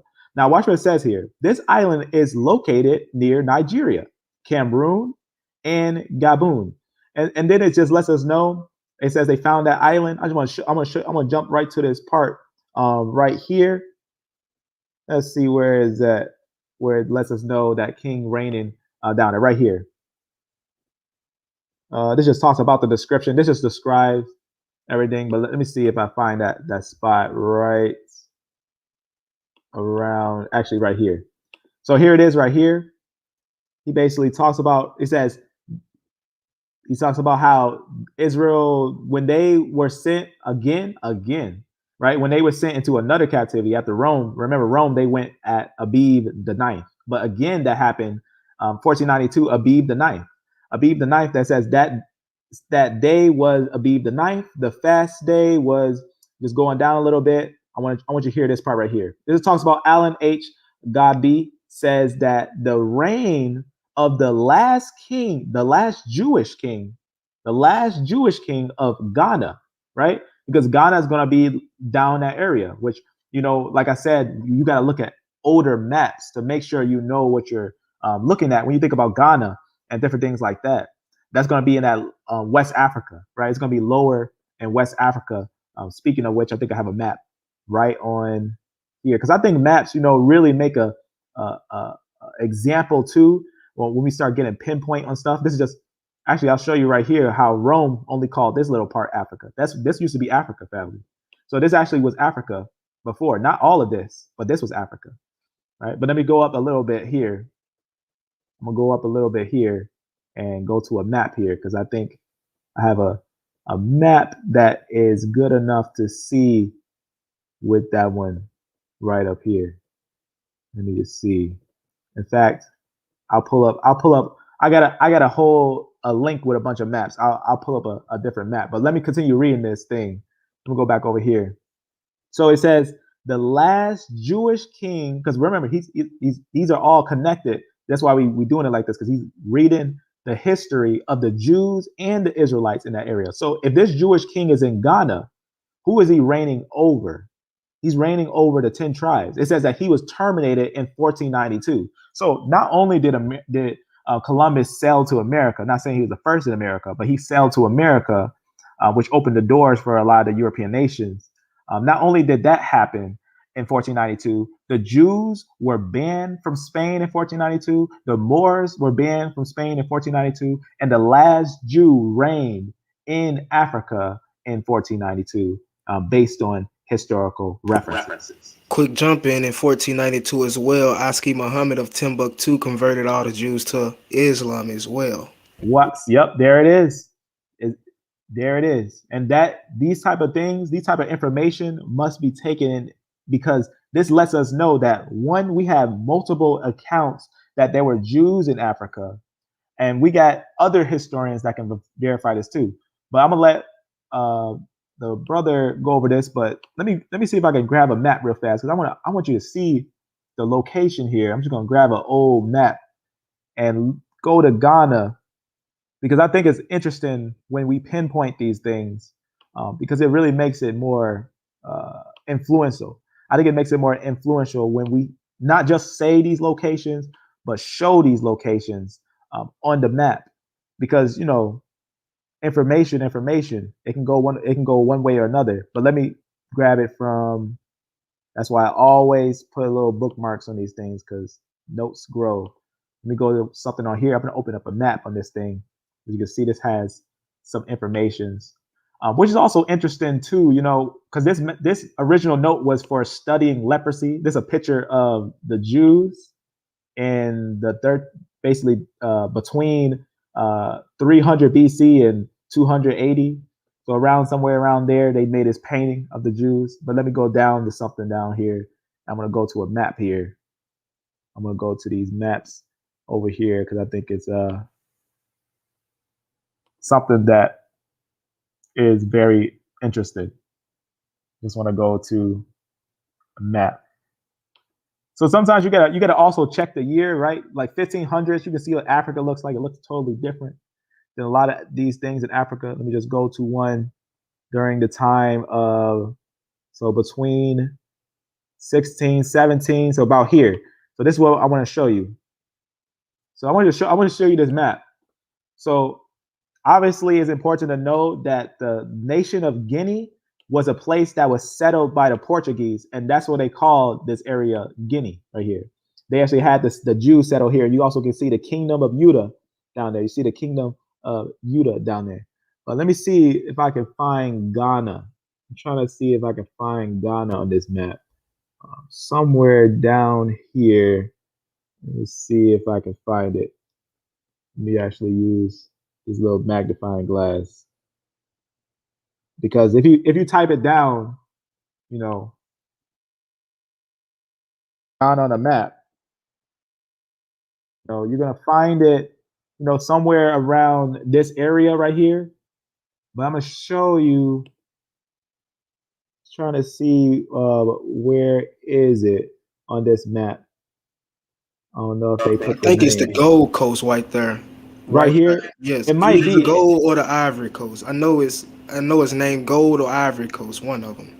Yeah, basically Ghana is one of these spots. They didn't put the name on this map. I probably can keep looking and grab one of the a newer one that would have it, but I'm not gonna keep on looking on it. But that's where Ghana is. What you can see right here, Ghana was in the lower area, and a Jew was down here reigning, which is historically documented. Speaking of historically documented, we also have historians that actually admit to these things, which we had talked about before. That there's multiple different pieces of evidence of historians admitting to these things. I'm gonna give it back to Will, but first, before I do that, I want to show you. I showed this before, and many people seen this, but I just want to show you that historian. This is a historian. This person is a historian. He also knows about ancient Jewish origins and things like that. He also says something very interesting that I think is important while we continue and listen to Brother Will give the history here. I want you to hear what he says here also that verifies what you're hearing here. I'm gonna let him play a little bit. Some of my recent work, if you read the hybrid very attentively, you'll have to go to the footnotes. You will see there's got a lot of evidence produced for Black Jewish communities in different parts of West Africa, which are not sort of based upon a particular reading of tribal history, let's put it like that, but are based on fairly hard historical fact. And this hard historical fact is the expulsion of the Jews from Spain and from Portugal at the end of the 15th century, subsequent to which a lot of Jews settled, first of all, in northwest Africa, places like Senegal. In the islands, which I'm sure you know about, Saint Tomé and Principe, Yes, sir. principally.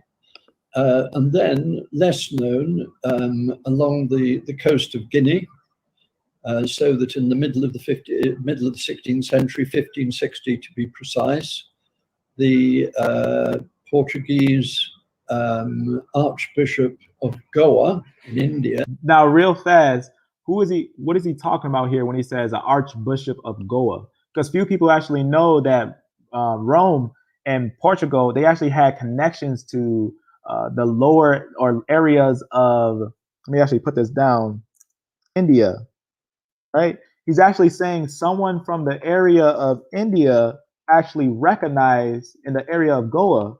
He's saying someone in the land of Goa, because this actually, you can look at the history, you can follow this in the history, that the Spanish actually sailed around and they actually had a piece of India that they would constantly go to. That's why you see a lot of those R lineages there and everything. What's interesting is that the Archbishop of Goa wrote a letter and recognized that there were Jews in Africa. That's actually what he wrote. He wrote that there was Jews in Africa. So you can just hear the last piece he's saying there. So that's what he's talking about, the Archbishop of Goa. Proclaimed that Judaism is a kind of horrible illness which has killed millions of people throughout history, and the result of being Jewish was to be covered in shame, to fail in everything, even among the Black Jews of Guinea. So, in other words, the existence of Jews in the western part of Africa. Didn't he just say the Black Jews of Guinea? The Black Jews of Guinea, right? Didn't we just read a book report that said there was a Jewish king in the land of Guinea? Isn't this really interesting when we look at this? Well, this is not Guinea. This is Ghana. But this actually in the land of Guinea. That's what's really important to know, that this area, based on old maps, would actually be in that same piece of land, which I just closed, right? It's actually in that same area, because when the Portuguese took that area, we actually go back over here, right over here, or somewhere on here, right here. We go down here, and let's open up a map. So it's a lot of different pieces of information and everything that I think is very interesting to look at. So remember, he said that there's evidence. This is a Caucasian Judean. I mean, a Caucasian historian, right? This historian is verifying to you in this land called right here, Guinea, that in Ghana is actually evident that there were Jews here. And why not? Because this place it has so many pieces of evidence, like Judah, right? The kingdom of Judah. There was a king of Judah reigning down there. That is an evident fact that there were Jews in these areas. Here's another map of that same thing, of the kingdom of Judah that was down there. You can find it. You can find on multiple different maps that many people knew that there were Jews down here. It wasn't something that was a secret to them, right? The slave coast was the place where the kingdom of Judah was. This is actually where the Jews were. They were in Africa. They went downwards into Africa. And that's why we see Benny, different names like that, different connections of different names. So I just want to show you that, just to give you a little more information that what we're studying, historians know this stuff. Africa was absolutely accepted at the western part of Africa, the Black Jews of Guinea. So, in other words, the existence of Jews in the western part of Africa was absolutely accepted at the time by the likes of the Portuguese Archbishop of Goa. So you see that's why we're bringing this information out, because it's real. This stuff is actually real. It's real history. It's real genetics. It's real linguistics. It's real history. You know, it's all this stuff is real. We're not just trying to pull no one's tail and mislead them, but we're trying to bring them the real truth real fast. Let me actually put this real fast. See. Let me Let me see what's up with that. Brother Will's having a little. All right, Will. Yes, I'm here, brother. There you are.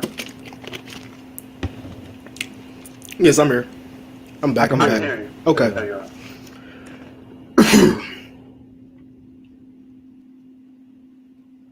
You Oh, you good now? You good? I was Okay. gonna You say, good? yeah. I'm putting it back on your screen when you say you want it on your screen. Okay, I'm good. I'm ready. All right. So before we'll start, I want you guys to know that what we're bringing out is real life historical evidence. These are real evidences that you can find, but we're bringing it all together at one time, so you can see these things and pick and choose if you're going to believe the linguistic evidence, the genetic evidence, the biblical evidence, and the historical evidence that is all uniform to the fact that Israel just went into every nation and they fell all by the edge of the sword, and Jerusalem just isn't owned by Israel. How can that not be understood when we understand that Messiah prophesies it? So I'm gonna give it back to Will. Right. So can you see my screen? Yep, I see it on the screen. All right. So like he was just saying, I'm gonna continue. Basically, I'm about to wrap up this part dealing with the Igbo, the E1B1 tribe, right? Concerning the Assyrian captivity. And after that, I'm gonna show you a few more things to solidify, the truths behind Israelites being in sub-Saharan Africa for a very, very long time, and not just one wave of migrations. But this book is called Igbo History, Hebrew Exiles of Erie Kingdom. All right, this is or histories from the Igbos themselves. All right, Eliezer 1999 has to this narrate on the establishment of Afikpo, an estimated number of 400,000 Hebrews left Israel after King Salamaster V of Assyria defeated Israel and drove away the inhabitants after rendering the entire land desolate, and arrived in the apparent safe territory of Nigeria in about 638 BC. All right, they arrived in a safe territory. Remember what Second Ezra told us. They camped first at Chad Basin in northeastern Nigeria from Israel via Egypt, Libya, and Sudan. They left Chad Basin and kept around Zaria area, including the Note culture areas. Some left Zaria/Note culture areas of Benue Plateau and camped at Igala, which can be found in First Chronicles chapter 3, verse 22, and Edom or Edoma in Isaiah 63, verse 1. And also, learning on your way to learning. It's a tribe in Nigeria called the Edo, and they themselves claim descent from Esau Edom. But continuing on, it says, it was obvious at this stage that the Hebrew Israelites were heading towards the eastern region in the area where their compatriots had settled for over 2,000 years. Let me read that again.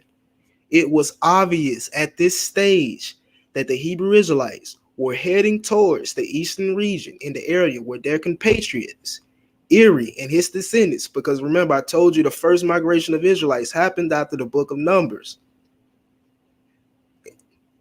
To find more information about that, just go to my YouTube channel and watch Igbo Israelite history, and I give you all the migrations and all that. But it says it where they had been settled for over 2,000 years. All right, so Israelites from that Assyrian exile found their way into Nigeria.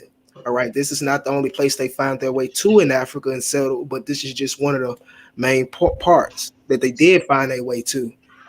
That historical quote is very, very deep. What year is that? This is probably I think it's I'm gonna have to look that up. I'm not sure. I'm gonna have to look it up because it's Okay. not on the book. That's no problem. That's some really deep history because that's touching on what happened with Sennacherib. It's touching on some information that not a lot of people actually know about. That Israel also was in different spots, and that they met up with other Israelites in different areas. And we got to remember these areas are small. These areas are very Mhm. small. It's not hard for someone to migrate up or north or southwards At at all. all, at all. So we got to remember these are close areas. Why wouldn't you find some Israelites in Africa? You got to ask yourself that question. But again, in fact, I forgot what I wanted to show, but now I remember what I wanted to show. But going back to this, what he's about to go over, I'm gonna go to something afterwards after this, because what I also wanted to mention is that the E1B1A is not native to Africa. In fact, the natives of Africa was replaced. And we know that because his geneticists actually say that because of the eclide that came down there, it actually displaced the original inhabitants of the land. And they like to associate that whole thing with the Bantu migration into Africa. Isn't that That's something? right. So yes, but going back off what Second Ezra told us, what the Israelites will be doing, right? Keeping their commandments, which they didn't keep in their own land. I'm going to go to Igbo Awareness series number 1, Empire of the Igbos, all right, published in 1868. Page 14, and it tells us something very interesting. Going up to it. Also notice this real quick. Edo, Idoma, right? Just learning on your way, learning about the Edos. Let me get to this page. And we're going to find something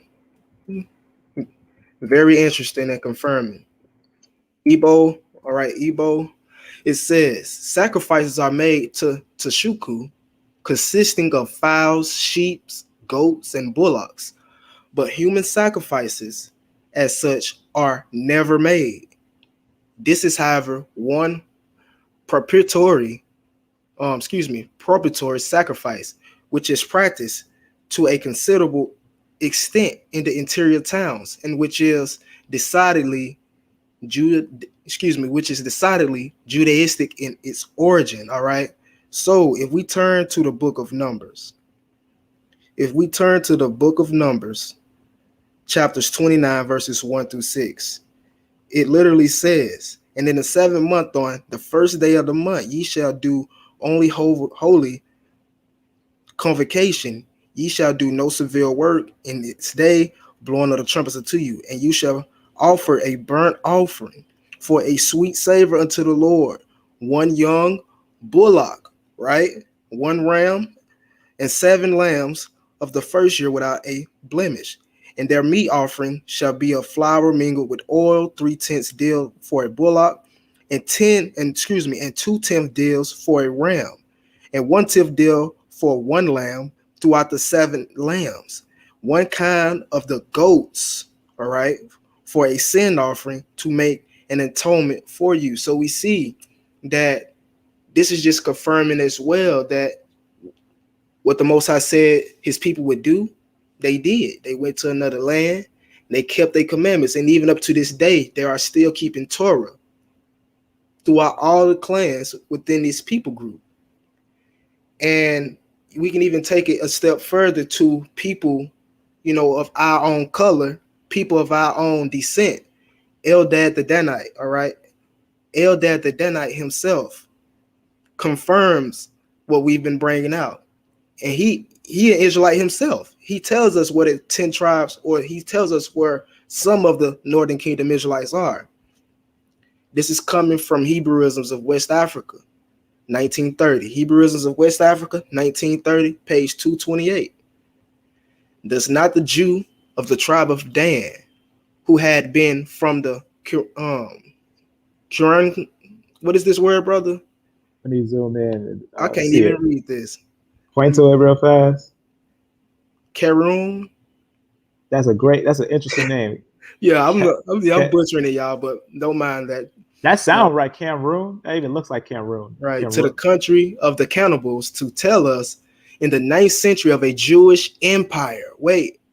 To tell us in the 9th century of a Jewish empire in the Sahara, which extended over 200 days march. According to this, Eldad the Danite, they had 3 in the interior of Africa, a language seemingly Phoenician, right? A religion which was that of Joshua, and a Jewish emperor. This emperor, elsewhere called Tulip or Bolaton, ben Tekel, was converted in 1837 to Islam and began an era of sanguinary conflicts with the neighboring tribes, Jewish or otherwise. Might we here disagree for a moment from the account of De La Roncier to say a few words about this Eldad the Danite? It was towards the end of the 9th century, the Jewish community of Kairouan in North Africa was arose by a visitor from the heart of Negro land. All right, from the heart of Negro land. So That's a great quote. Can you read that quote one more time? Where that sentence right there? right, That was it says the Jewish community at Kairouan in North Africa was arose by a visitor from the heart of Negro land. Negro land found. You see what it's saying there? Negro land. We can find that on the map too. Right, I ain't even gonna show it because we should already know the Negro land map, so we know That's what right. Negro land is. That's West Africa. All right, Eldad, son of Mali the Danite. But wait, his name is Mali. Is it Mali in Negro land? Let's continue. Eldad, son of Mali the Danite, alleged that he was the descendant of the tribe of Dan. He related that his tribe had migrated from their Palestinian homes so as not to take part in the civil war at the time of Jerusalem's secession. So this is a whole totally different migration. This is a whole totally different wave. Wow. And were residing in the land of Havilah beyond the rivers of Ethiopia. So Eldad the Danite said Havilah is beyond the rivers of Ethiopia. 3 other tribes, Naphtali, Gad, and Asher, were with them. These had joined them in the times of Sennacherib. So, coming from a Jewish historian, a Jewish traveler himself, he identified lost tribes of Israel as being beyond the rivers of Ethiopia, and him himself was from the ancient kingdom of Ghana in Negro land, which is also known as Mali. All right, the ancient kingdom of Ghana was in Mali. These All are right. all South Africa. I see this is this from the archive. You should be able to see what year is this book. This book. Right. Let me see. This This is quotes 1930. 1930, and these quotes, these are historical quotes quoting historical quotes. And in these books, like he's actually in the archive. The archive is a place where you have books that are also very historic, being saved, where you can actually basically look through these old books and see what people realized then. So you see a Jew that was in Africa mentioning Jews in Africa and Israelites in the land of Africa. So this is another piece of evidence that's also with all those other pieces of evidence. Now, keep in mind, he said he was from Negro land. His surname was Mali, right? So I'm about to connect that to this, just proving even more that it was well known that Jews went into, these areas.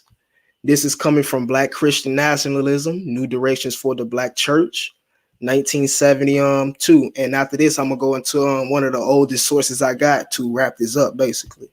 All right, and once you wrap that up, I got a brother named Bug Out, and he want to come up and we want to talk about Israelites being in Africa and different things like that. Okay, that's fine. So go ahead. Okay, so like I said, did I already say the book name and all that, the title? Here's Black Christian Nationalism, New Directions for the Black Church, 1972. Amen. It says, we're going to start, let's see right here what it says in fact. In fact, after the beginning of the dispersion and breakup of the first commonwealth of ancient Israel in 586 BCE, and the second commonwealth of ancient Israel in the year 700 CE, many Jews of the tribe of Judah and Benjamin, who had remained in ancient Palestine, came to the south and met Jews along the Arabian Peninsula. Remember, I was telling you, even Jews from Arabia went into Africa later on. That's right. Confirming that. But it says these Jews were found in both the western and eastern Sudan states, so ancient Nubia. In fact, the ancient kingdom of Ghana which is now called the Republic of Mali, right? Eldad ben Mali from Negro land. There were many Jews from the Western Sudan who had went through the Sahara Desert and settled in the ancient West African kingdom and became part of the society and tradition. And I'm going to wrap it up with this right here. Let's see, where is it at?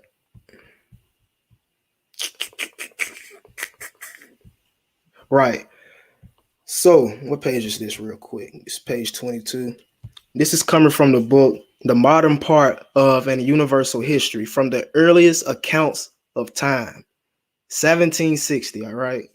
Yeah, 1760. Zoom this in for you all. It says, we're going to go right here, where it says, among those herds. And y'all can see this is a very old book. This is actually a photocopy of the book because it's using those old Fs, the old S's that actually looks like Fs. Right, facts. So we're going to start right here where it says since which time they have lived dispersed into several provinces of that empire and have made but an inconsiderable figure in it. There are some who call themselves original Jews of the prosperity of Abraham, who pretend to have formerly come in colonies and to have settled themselves in Egypt, Abyssinia, and along the Niger. All right. And these last are more, more numerous and considerable than the last former. Let me read that again. These last are more numerous and considerable than the two former. This is basically this next sentence right here that I just read is saying that the Jews of the Niger are more numerous and more considerable than the two former. So the Jews on the Niger was more numerous and more considerable than the Jews in Egypt and Abyssinia. We just told you about in 1830, the Ashkenazis knew that the 10 tribes was at the Niger River.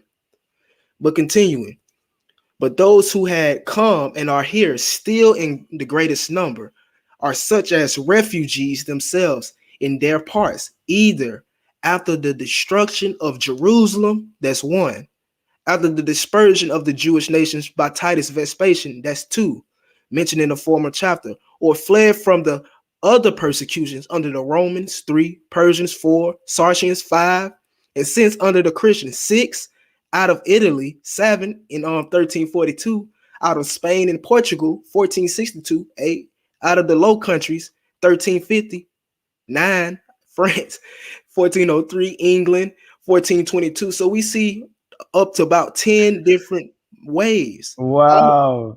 Amen. Exactly. All these go differently habited as well as divided among themselves. They distinguish themselves by their several nations and tribes, have their separate synagogues, but are not allowed any power or authority in the government of this country. So that just told you literally multiple migrations of Israelites to the Niger. And I have another source from about the 1800s basically repeating this. Man, we gonna look at that source because this book right here, I gotta have this one. This one is one of the coldest. This is one of the deepest. I've never seen someone put all the captivity at once in one book. That's a deep find right there. That's a real. That's 17. What was it? 1706. 1760. And 1760. to solidify that even more, I don't have it pulled up, but this is just a quick source that I have from a European British rabbi by the name of no, he's not a rabbi, excuse me, he's Professor Professor Alfred Bardenhammer. All right, he says in 2011, the study shows British rabbis were already aware in the 1840s that there were descendants of the 10 tribes in the Niger Delta.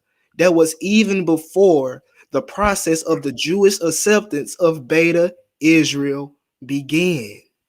So before they even accepted the Phalasha in Ethiopia, they already knew about us. They already knew about our ancestors.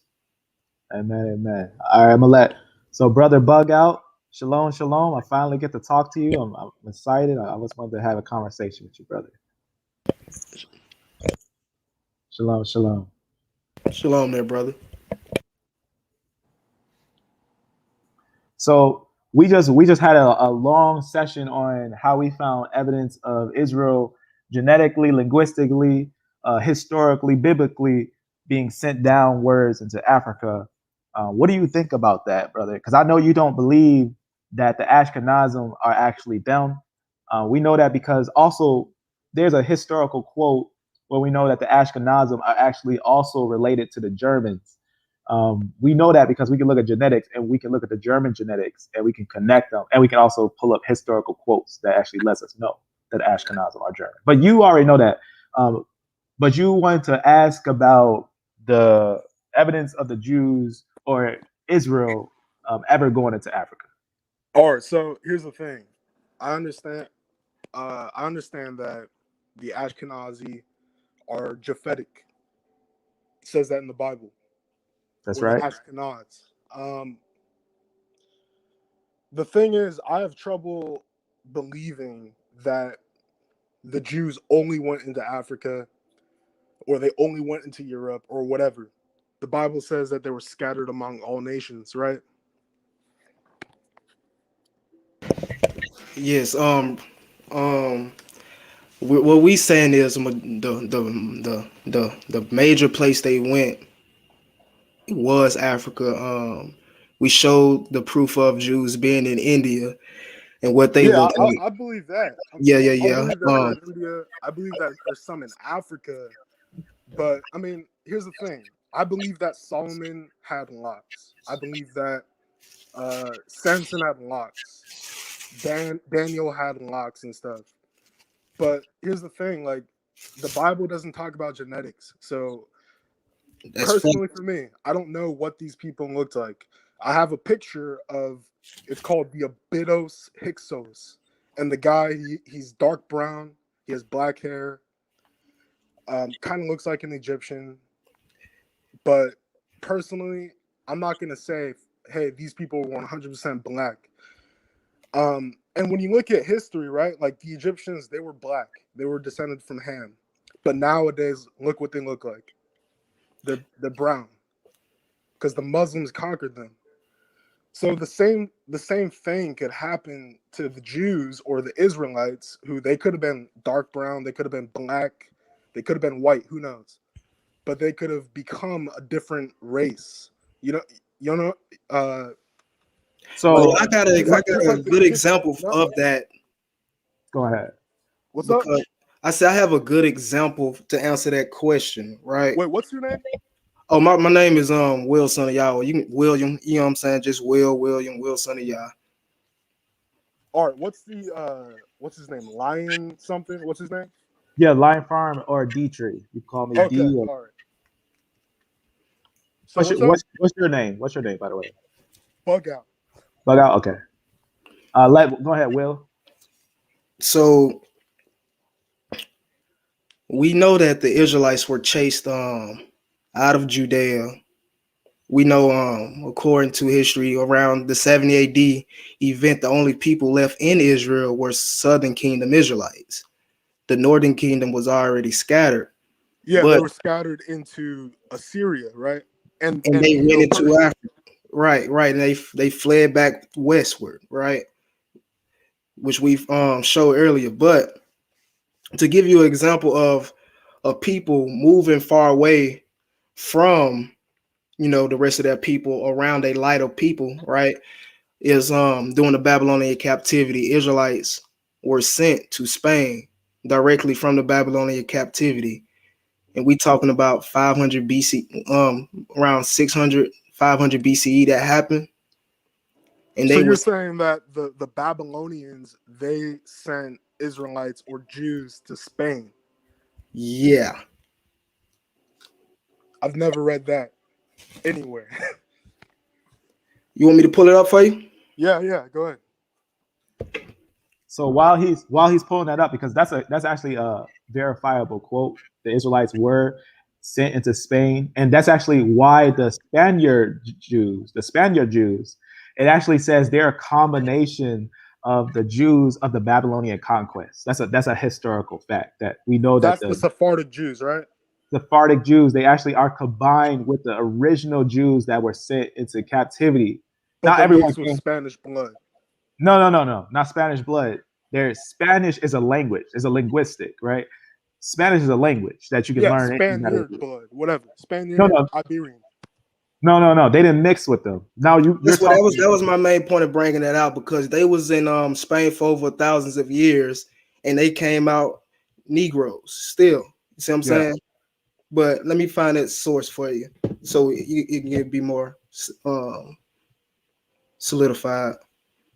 And the other thing we were talking about was the Cretians, right? And the Minoans. And all I was saying was that those people, they spoke a very early form of Greek, but we don't know, we can't tell what their language sounded like because we can't crack the hieroglyphics. But those people were Greeks, and then they were conquered by the Mycenaeans, and that's like the people who conquered Troy.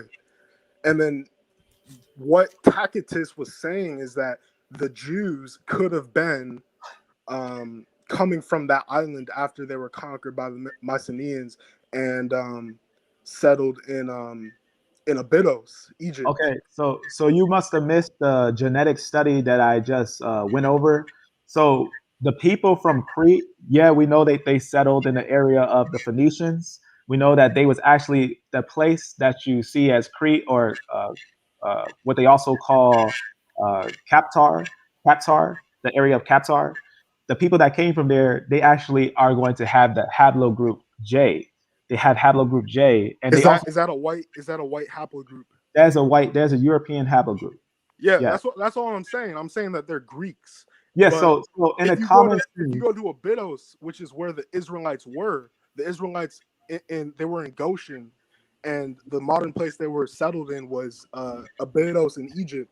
There's right? literally I know that. what's up? What I'm talking about is in the land of Crete, the people that came from there actually had a darker pigmentation, even though they are European. And understand, we have multiple examples like Cheddar Man, the Chadic people. These are European lineages that have darker skin. Yeah. Not all Europeans have light skin, and that's actually what we know from the Philistines. They had a darker skin pigmentation because we So do you actually believe that the ancient Greeks of of- mainland Greece, do there's you think they were black? there is evidence for some Greeks being dark Some skinned. Greeks, but not all. No, but we're not talking about Greeks. We're talking about the people that came from Crete. We're Yeah, the talking about people the who came from Philistines. Crete, they were Greeks. No. They was not Greeks. They came from the Aegean. They came from the Aegean, but they were actually a mingled people called the Sea people. That's a different types of people, That right? sea people thing is very debated. I mean, they don't know where these people came from. They know 100% for a fact. They know we got the genetics. We got connection with the pottery. We got connection with the languages. We even can check the babies. They even got evidence of the babies. I want to show you something real fast. I'm going to show you a piece of evidence that I think is very interesting. This is a PDF. I'm going to open up this PDF real fast, and I'm going to show you something. So this is just talk about those that they find, the Canaanites and everything from the Levant and everything. Now, if you haven't seen yet, early on, you probably didn't see the part just on the video today. I just showed the full history on where the Philistines came from. Right? They actually got the people. They checked their genetics and everything. They got the burial sites. These are real pictures of the burial Well, let sites. me ask you this question: do you believe that the Philistines were descended from Egypt? No, That's what the Bible says. no. You're talking about Mizraim. I'm talking about Mizraim, Egypt. That's Egypt, Egypt. Egypt is a location. Egypt, we got to remember, Egypt was actually mixed with different peoples. There was a lot of different peoples in Egypt. Yeah, right? but when you look at Herodotus, he says that they were dark-skinned, curly hair. Yeah, most of the people in the land of Egypt had dark skin. Yes, but Egypt would have multiple different types of people, which we have evidence for that too. But I know, but in the book of Chronicles, it says that it says that the Philistines were the sons Yes, of you're right. Casluhim. I know what you're saying. You're right. You're right. The Philistines, biblically, word for word, the Philistines are actually descendants of Ham. But the cities that they name are cities after their name. So if I live in the land of Canaan, I'm called a Canaanite. Even if I'm a Japhanite. If I'm a Japhanite but live in the land of Canaan, I'm called a Canaanite, not because I'm a Canaanite, but because I live in the land of Canaan. Yeah, but And you said that the Philistines, they were the sea peoples and they came from yeah. Crete. So the land of the Philistines, right? The land called Philistine is a land that was given that name. We actually know that Ramses, 100% in history, Ramses actually defeated the Sea Peoples and resettled them in the land of the Philistines. We also know that those same Sea Peoples also settled in places near Syria and the place that's called Anatolia. But we know that they actually settled in Phoenicia, and they were Yeah. called Phoenicians. They were called Phoenicians, but they weren't the original Phoenician Canaanites. Okay. But the genetics prove to us that they actually are people from up north that settled in the land of Phoenicia that intermingled with the people, but also was a darker skin themselves. And so you believe that the sea people came from the island of Crete. You think I they're Minoans. Let me show you something. Now, the people who do the actual genetic informational studies, they themselves actually say who they actually are. They're the ones who actually say who they are because they're actually the ones pulling up the genetic information for those things. And I want to show you real fast what they say in understanding, because I do understand that when we think about the actual Hamites, we know that the Hamites are Hamites. We know that for sure. They will have haplogroup group B or A. I know that. But when we look at the Phoenicians, right, there's something we got to know. I'm going to show you this little video that goes a little bit over this. I'm going to show you it right here real fast. And then I'm going to let Will have some conversation with you real fast. But I'm going to show you this little video right here. I could. Let me just make sure. I'm going to let it play, and I'm going to listen to see if the sound plays.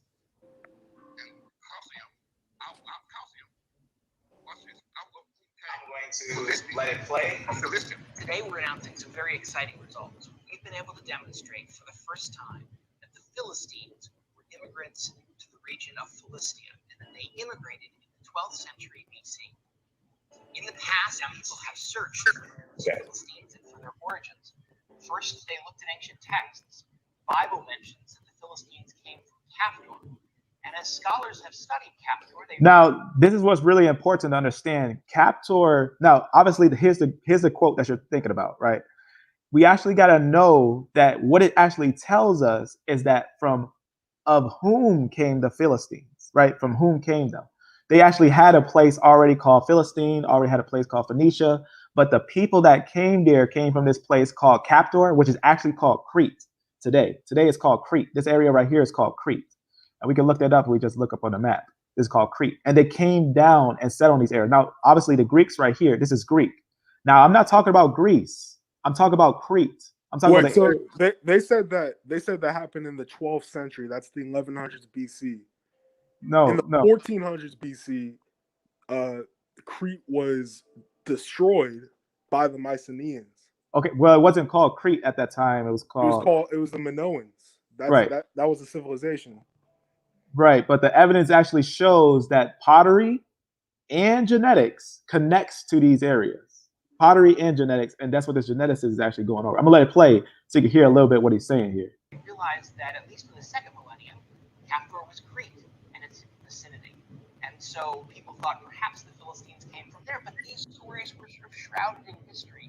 We weren't sure if Captor had changed or how well everyone remembered the situation. And so people weren't sure where the Philistines came from. Philistine in Aramean seem to just be blanket terms used to represent someone from a specific area, not a specific ethnicity from only one time period. Later, Egyptologists in the 19th century deciphered some texts which talked about a group called the Paliset. The Paliset, the name was so similar to the Philistines that immediately they drew the comparison. But the Paliset seemed to come in the 12th century from the islands, wherever that was. And they came from these islands and conquered across the Mediterranean, conquering the coast of Turkey, the coast of Syria, all the way through Cyprus. They conquered across the Mediterranean and finally ended up attacking Egypt. This group, called the Palisade, was then linked with the Philistines, and people thought, maybe we understand their origins. But again, the Palisade aren't exactly the Philistines, and perhaps the Egyptians had it wrong to begin with. And so archaeologists got into the story. Archaeologists began to look at the Philistine cities according to the Hebrew Bible, and already in the early 20th century, they started to notice that in these Philistine cities, there was pottery that looked like pottery from earlier periods in the Aegean. So the pottery in the 13th century in the Aegean was now being made in the 12th century in Philistia out of local clays. And people said, I wonder if this is the evidence we've been missing. I wonder if this helps us to understand the origin of the Philistine. But still, not everyone was convinced because, of course, you can always imitate a kind of pottery. You can always trade something from one place to another. Pottery moves all the time. Goods move all the time across the Mediterranean. And so for a long time, we've been asking, how can we finally show where the Philistines came from? The Philistines themselves, not the things they made, not what ancient texts say about them, but the Philistines themselves. For 30 years, we excavated at Ashkelon looking for the ancient Philistines. We found Canaanites, we found early Philistines, we found later Philistines, and now, with the new technology provided by the genetic scientists, we can start to understand the story that these bones tell. The bones of the Canaanites, the bones of the early Philistines, the bones of the later Philistines. What we found was very exciting. We found the early Philistines had a genetic component that came from Europe. That's somewhat difficult to understand. Now, real fast, actually, there's a little bit left. We're talking about European genetic signatures from the Stone Age that persisted in European populations, particularly Southern European populations. And so, all right, so let me show you something. Now let's look a little closer at the genetics. Now, this is one group, right? Because a Palisade is actually a mixed people. It's a mingled company. That's actually what you're seeing there. Let's actually look at these genetics and see what's actually going on in the land of Sidon, which is a land that was owned by the Phoenicians. Right? Wait. So you're saying that they were mixed with white blood and black blood, so they were light skinned. No. What I'm saying is that their Y chromosome is actually going to be of the Japhetic lines, but their Y chromosome, so that's the male inherited DNA. That's right. And their skin, because that's actually a way to test ancient DNA skin. Like, have you ever seen the Chadic people? I've seen the Tutankhamun thing. And you probably seen Cheddar Man? Yeah, I've seen that. So you've seen Cheddar Man, like the Chadic people, these have R lineages, but they look like this, right? They have the R lineage, predominantly R. They have predominantly R lineage, which is European lineage. They have R. Which means that their fathers were white and their mothers were black. That's the thing, that they actually have genetic showing that their skin is just dark skin. They're just dark skin. And that's the thing, that dark skin doesn't just come from one people. That actually every single person in the whole world began dark. Every single person actually began dark. Well, how do you know that? Because like Noah named Ham burnt skin. We have black Indians. We have black people in India. And we have white people in India. I'm just saying. Just to give you a example, we have people in India that's both blacker than us and whiter than us, white as Europeans, but they have the same hair texture and they have the same phenotypes. We also have people in Asia that's dark skinned, right, with Asian phenotypes. Yeah, the Malaysians. Right, and you have light-skinned Asians. You get what I'm saying? Or white, pale-skinned Asians. You have, for example, the Native Americans who are dark-skinned. Well, I would explain that by saying that those people are descendants of Ham. So from Melanesia to India to early Mesopotamia, Africa, Egypt, Ethiopia. The only person that was this. So what color was Shem? And if you believe Japhet was born white from a black father? I don't know if Noah was black. There's nothing in the Bible that tells me that he was black. There's something in the Bible. Do you not agree with science? What's up? Do you not agree with science that all man was black? Even Science though also, blindness of science also Europeans says being black? science also says that we all came from Africa, which is false. I Facts. don't believe in science.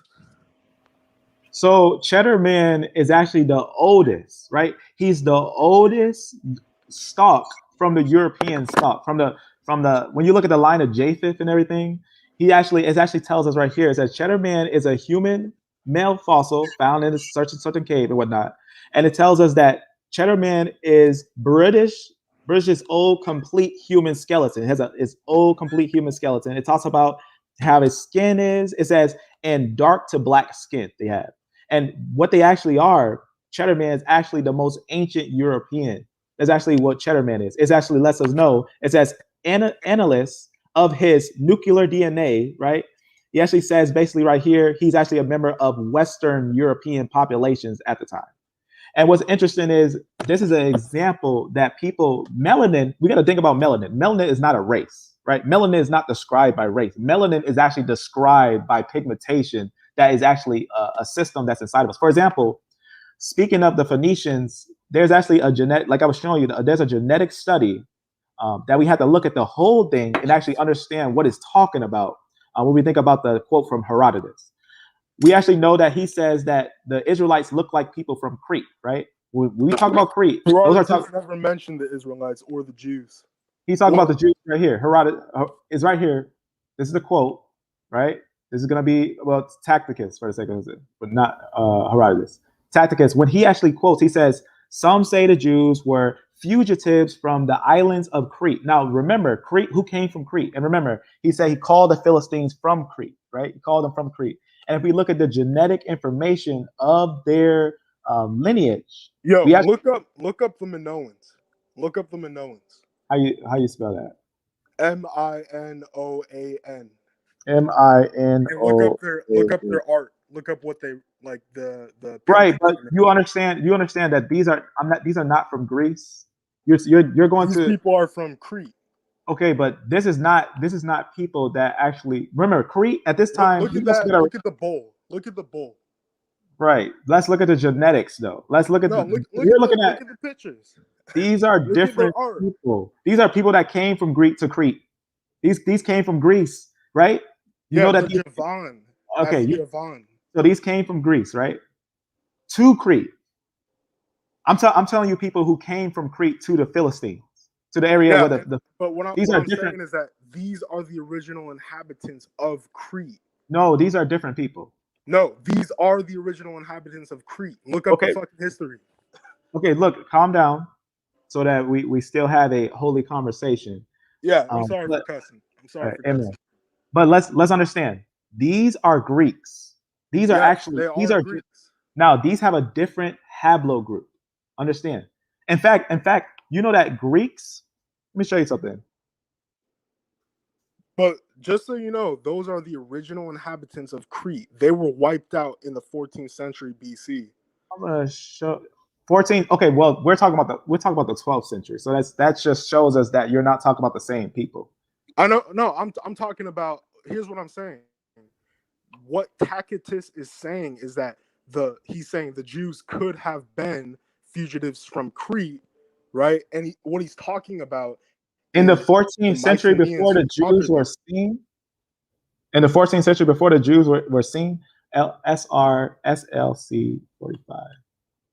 No, what I'm saying, I'm trying to put this in historical context. And the historical context is that the Minoans, they were conquered by the Mycenaeans around the time that Moses left Egypt. So he said what I think Tacitus is saying is that the Jews could have been fugitives from Crete, and they were probably Minoans. But what I'm saying is that he's listing off different possibilities for the origins of the Jews. He says he talks about Ethiopians, he talks about Assyrians, he talks about Cretians. So we just verified genetically, again, as you see right here, in Sidon, BA, which were the ones that came from Crete in the 1200s, during the time when Israel was there, not back then 1400, way back from Greece to one place. But we're talking about those that came from Crete and settled in the land of Israel, the ones in Sidon, probably having darker skin, Then the Lebanese today from variants Sidon in is in Lebanon. right. That's what I'm Sidon saying. is From in Lebanon. That's not in yes, I'm southern telling. Israel. I think you just missed the point of that video. They came from Crete and settled in Sidon, and that's why they're saying it must be Israel because they look similar to them, right? Because they came from Crete and they settled in Sidon, which is in Lebanon, yes, in the land of Israel. We understand But that, and that's the Philistines were in southwestern Israel. Sidon is in no. northwestern Israel. I'm talking about the Phoenicians. Oh, the Sidon is in Phoenicians. Okay. yeah, Sidon is in Phoenician, and these are all sea peoples. These are people that settled in the areas. These are all random people that weren't native to that area that came and settled to that area. You see what I'm saying?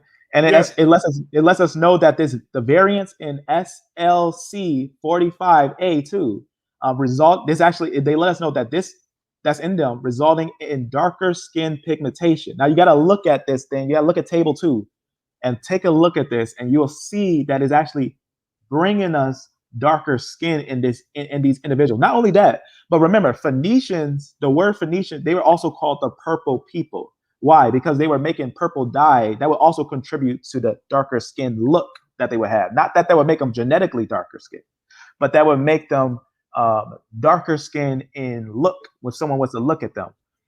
So that's why you also have to know a little bit about Phoenicians. They're known for their purple dyes. They were known to become making themselves purple because of those dyes. But they also had a darker skin tone than the common people today, like Lebanese and stuff like that. They had a darker skin than them. And they are the ones that came from Crete to Israel. We're not talking about the Greeks to Crete. We're talking about from Crete to Israel. Because remember, we're comparing the Israelites. Tacitus is talking about the Minoans. He's saying that. No, he's Like, not here's talking the about thing. the Minoans. He's not talking about the Minoans. Tacitus. Tacitus is not talking about them. I know he's not talking about the Minoans here. We know he's not talking about the Minoans because the Minoans came from Greece to Crete, not from No, but that's Crete the thing. to Israel. You have a preconceived notion that he can't be talking about the Greeks. He's not but talking about them because that would make zero Assyrians sense to the statement. All right, so Tacitus he says that he says that the Jews could have been from Ethiopia, Assyria, or Crete. And what I believe he's talking about from a historical perspective, he's talking about the Minoans who were conquered by the Mycenaeans, and basically the Mycenaeans destroyed. I think you have a pre-programmed idea. That's what I think. Because that makes no sense in the sense of how did they get, if they were destroyed in the 1400s, how did they migrate? Now ask yourself this, if they were destroyed in the 1400s, how did they migrate to the land of Israel in the 1200s? I don't think they did, but I'm saying that Tacitus is just saying it's a possibility, and he's not right. Obviously, he's not right. The Jews didn't come from Ethiopia. Maybe it'll make more sense if they actually came from Crete to Israel. Maybe it'll make more sense if we actually take that concept that the people from Crete came to Israel and that they're comparing people that also have darker skin that came from Crete to Israel. Well, let me ask you a question. Do you think that Tacitus is telling the truth? Do you think that the Jews came from the land of Ethiopia? No, remember, for the sake of understanding, this is actually being said for likeness, and this is not even the stronger part. The stronger part is actually lenders, and this is how we know we're comparing them to darker skinned people, because he says many again say that they are a race of Ethiopian origin, and we also have said a fugitive, and he said a horde from Assyria. He said that they could have been a horde from Assyria. Because we can look at a giant group of people. That's right. So it doesn't matter if he says race for Ethiopian or horde from Assyria or fugitive from Crete. A horde from Assyria doesn't mean a mixed people. That doesn't mean mingled people. It doesn't mean a mixed people. It just means a large group of people. A large group. They can be one people, though. A large group can be one people. I can have a large group. What I'm saying is that I don't think Tacitus is not right. The Jews did not come from Assyria. They did not come from Crete. Well, they did not come from Ethiopia. Right. Reading the quote, listing possibilities. Right, possibilities, because that's why we read the quote carefully, and we got to look at what he's liking them to. Right, we got to look at what he's liking them to. He's liking them to the ones that came from Crete to Israel. He's also liking them to Ethiopians. He's also liking them to people that are cursed he's likening them to people that this race is detested by the gods. He says so. He's letting So them know that this when do you race is think not when do you seen think good. Moses took Israel out of Egypt? What year do you think that happened in? Well, I have a lot of deep studying on that. I believe, based on my evidence and a few other people who went over this, is that it was around the 1300. 13 to 1200. So you believe that Ramses II was probably the pharaoh during that time? Close around there. I probably, yes, I would say somewhere around there. So if that's true, then how? So remember in the book of Chronicles, it says that Solomon's 4th year was the 480th year since the Exodus. People say Yeah, that Solomon lived in around the 900s BC, and they date his reign from 970 to 930. So 480 years goes all the way back to the 1400s BC, yeah. I've 1446. been doing some studying on that math and everything. I've been studying on these things. I think that the timing of Ramses' reign, the dating on a lot of these things are actually off. I think a lot of these datings is off, Yeah, and we, yeah. of So course, that's but why. But my I do point is that believe.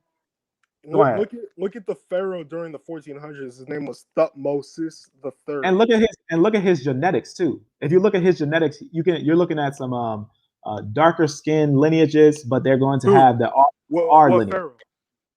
There's certain What pharaoh? pharaohs with darker skin with R lineages. I believe that every single pharaoh was darker skinned, but the DNA that they pull out of their behind is false because they say Tutankhamun Uh, was a white man, but he's Well, obviously wasn't. He was obviously they black. say yeah they say that he was because we do have the images of them. We do know what they look like. There's no doubt about that. But I do see like for example the R lineage. They were still darker skinned people, but with an R lineage. That's the thing. They had an R lineage, but they were most likely darker skinned. Like for example, the Chadic people, right? They probably look like this. They probably look something like these people, like the Chadic people.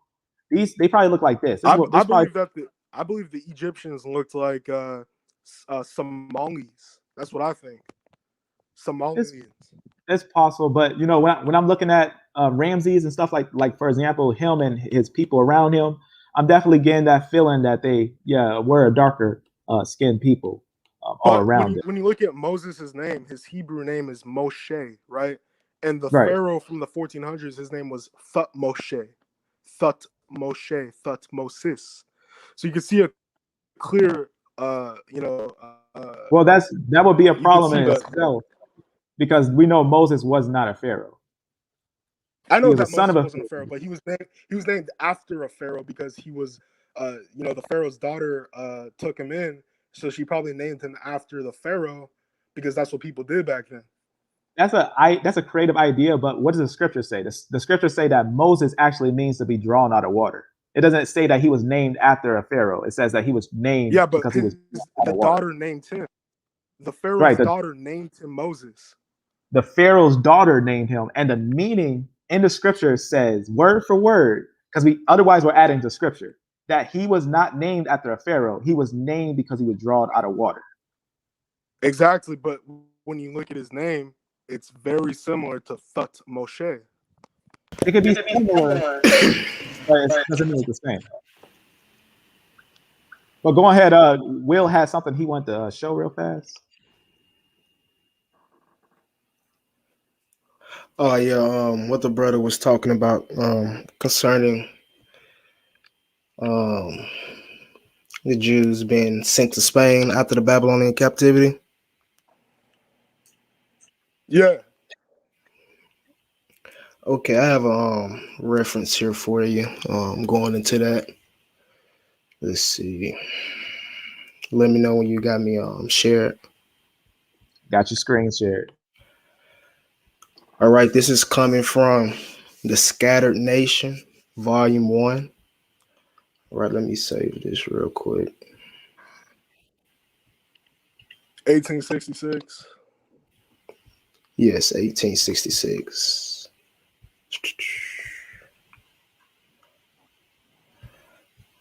All right, and we can find this on page 6, what we'll be looking for. It says some modern travelers have seen still existing Spain Hebrew tombs with epigraphs, and it would be wonderful if none at all remained. And we skip down. Spain in ancient times and a land of immense metallic resources. At that this was known to the Jews, appeared in First Maccabees chapter 3, written 300 years BCE. But to come rabbinical authors of Barbanel and his contemporary Zachariah, the Lord also shall save the tents of Judah, affirms that at the first, that at the desolation of the first temple, two families of the house of David came and settled in Spain, one at Lucina, the other, the Barbanels, at Seville. And from these came 1,000 offshoots. This he quotes from an earlier author, Isaac ben Geith, but in the works of the latter that now remain, there is no such statement to be found. In the 17th centuries, Manasseh ben Israel, who married a daughter of the Barbanels, traced their origin to Spain to the Second Temple. All right, the Seacher of Judah, a work of compiled since the expulsion from Spain, gives a conversation in the 13th century. All right, it goes on to say a philosopher named Thomas and King Alfonso, whence we may learn, if we can believe it. All right, they said if we can believe it, that a king of Spain who had assisted Nebuchadnezzar in reducing Jerusalem brought a numerous population into Spain, all from either the family of David or at least from the tribe of Judah, and that the royal family resided first in Seville, then in Granada, adding that the exiles afterwards had their numbers greatly increased by fugitives from the desolation of the Second Temple. All right, so they're saying that the first Jews were brought into Spain, if we can believe it, during the time of Nebuchadnezzar, but others came in, after the Second Temple, First Temple, blah, blah, blah. Let's see. But that was just to show you that Jews went in, or specifically these Sephardics went into this location during the time of Nebuchadnezzar. And to bring more clarity on that, we can look up a man named YAH ben Rabbi, or YAH ben Negro, Yahiah ben Rabbi, also known as Yahiah the Negro, was a Portuguese nobleman. He was reputed to be a descendant of the Hebrew exilarchs of ancient Babylonia. He claimed descent from the biblical King David and was the eponymous progenitor of the Ibn YAH family. All right, you can look up YAH in the slave database and see this name repeated a lot. But this is just to bring even, more clarity from a person who's telling you that he's a descendant from the specific Israelites that were brought from Babylon, opposed to the other captivities. I also wanted to talk about that information of the genetic study about the people that basically came from Crete to Israel. Now, remember how I was showing you this variant, the certain variant SLC 24A5? Remember I was showing you this variant a little bit right here, SLC 45A2. Now, this one, it lets us know that this resulted in those that still had that J, because remember, they do have that Japhetic line. They do have the J haplo group, right? But we have to know that we also have a way to test pigmentation, right? Because one haplotree doesn't just have one pigmentation. But if we look at what they actually find in them, in this group that they actually find in Sidon that came from Crete, they actually find that the variant SLC, again, SLC 45A2, if we go and look up SLC 45, right? SLC 45A2, scientists found 3 regions. They talk about these regions. We even talked about that A5 and everything. SLC 45A2 in watch what it says here, in the genes of African Americans. Now, what is it saying here? What is it actually letting us know? It's letting us know that the Philistines that came to the area of the Philistines, where they came from Crete, they actually had the same color as your common African American. is what this actually is saying here. And that's why when we see what's his name is saying, I mean to switch channels like that, or did it switch channels? I don't know. But when we look at the information, when we look at the genetic information and compare these things and look these things, I'm about to reopen it because I think I accidentally closed it. Let me actually reopen that file. I may have accidentally reclosed it. Recently closed tabs right here. Right. When we look at the genetic information about these individuals, one of the major things that we know is that they have a J haplotype group. We do know that they have a J line, but they're not the same as the Lebanese today. That's why they say that on their when they're saying that, they're letting us know. But Sidon BA probably having darker skin than the Lebanese today from variants in SLC45A2. Now, when you're looking at this right here, where it's talking a little bit above, when it says light intermediate skin, because they're not the complete black and they're not completely white. They're not completely black like a black person, like completely black as in coal, but they're actually going to be in the middle of that skin tone. If you look at your classic African American, they're not usually completely dark skinned and they're not completely light. And that's what you see right there. They're in an intermediate type style. And the reason why we know that because there's levels to blackness. There's levels to it. You can see how dark it gets and how light someone gets. So they say they're like in the middle of the pigmentation and they have the same pigmentation variant, the same variant that's also found in African Americans. So that's why when we see what it's saying there, these people came from Crete and settled in the land of the Levant. And that's why it says they came from Crete. That's why I say it's possible that they may be, obviously this is rumors of people by seeing the people that came from Crete, the Greeks who were actually in Greece, seeing individuals from Crete going to Israel, they now recognize that Jews look like the people from Crete. Why? Because the African Americans, who are called African Americans, have the same variant as the people from Crete who had the J haplo group at that time, but settled in the land that is now called Israel, or how they have different names for it now, Palestinian and all that stuff. They went and settled in the land of Phoenicians, and that was what was in them, right? They had a J haplogroup, but their skin tone was dark skin. Their skin tone was dark skin. So I wanted to show you that's why that these type of quotes, we got to look at things a little more closely, because we're comparing people who's in the Levant to people who came from Crete to the Levant. That's what we're comparing here. We're comparing people that came to that land, because it would make no sense to just say there are people from Greece that settled in Crete.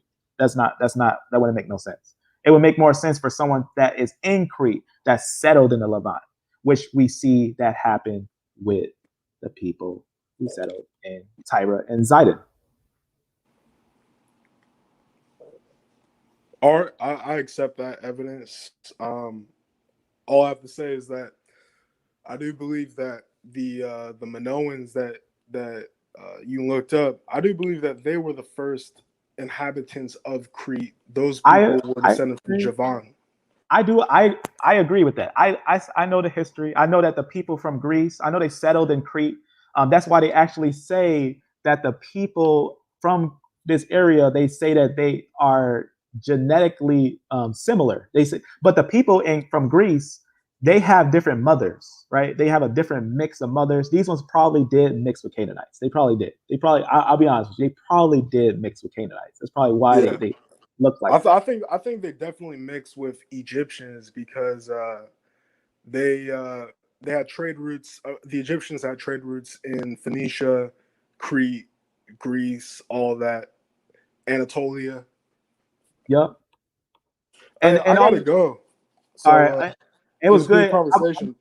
That was a really good edification. I really enjoyed having a conversation with you. I hope to see you again. Yeah, hey, I'm more open to believing that the original Israelites were black. I'm just gonna need a bit more evidence. I'm gonna need to examine the evidence, so I might just look at everything that you showed. So, hey man, this live was very live, and in the description of this live, this brother that we have here, he does, like I was saying, I'm not that deep into history. I know a little bit of history, but this brother, he's very deep into history. and goes very deep in these things. I'm more familiar with genetics and prophecy and stuff like that, but he's more deep into history. His channel is definitely worth watching. Then he'll give you some deep All right, information man. on these. But it was good seeing you, Bug Out. It was good here having a holy conversation with you. All right, peace. Shalom, shalom. All right, shalom.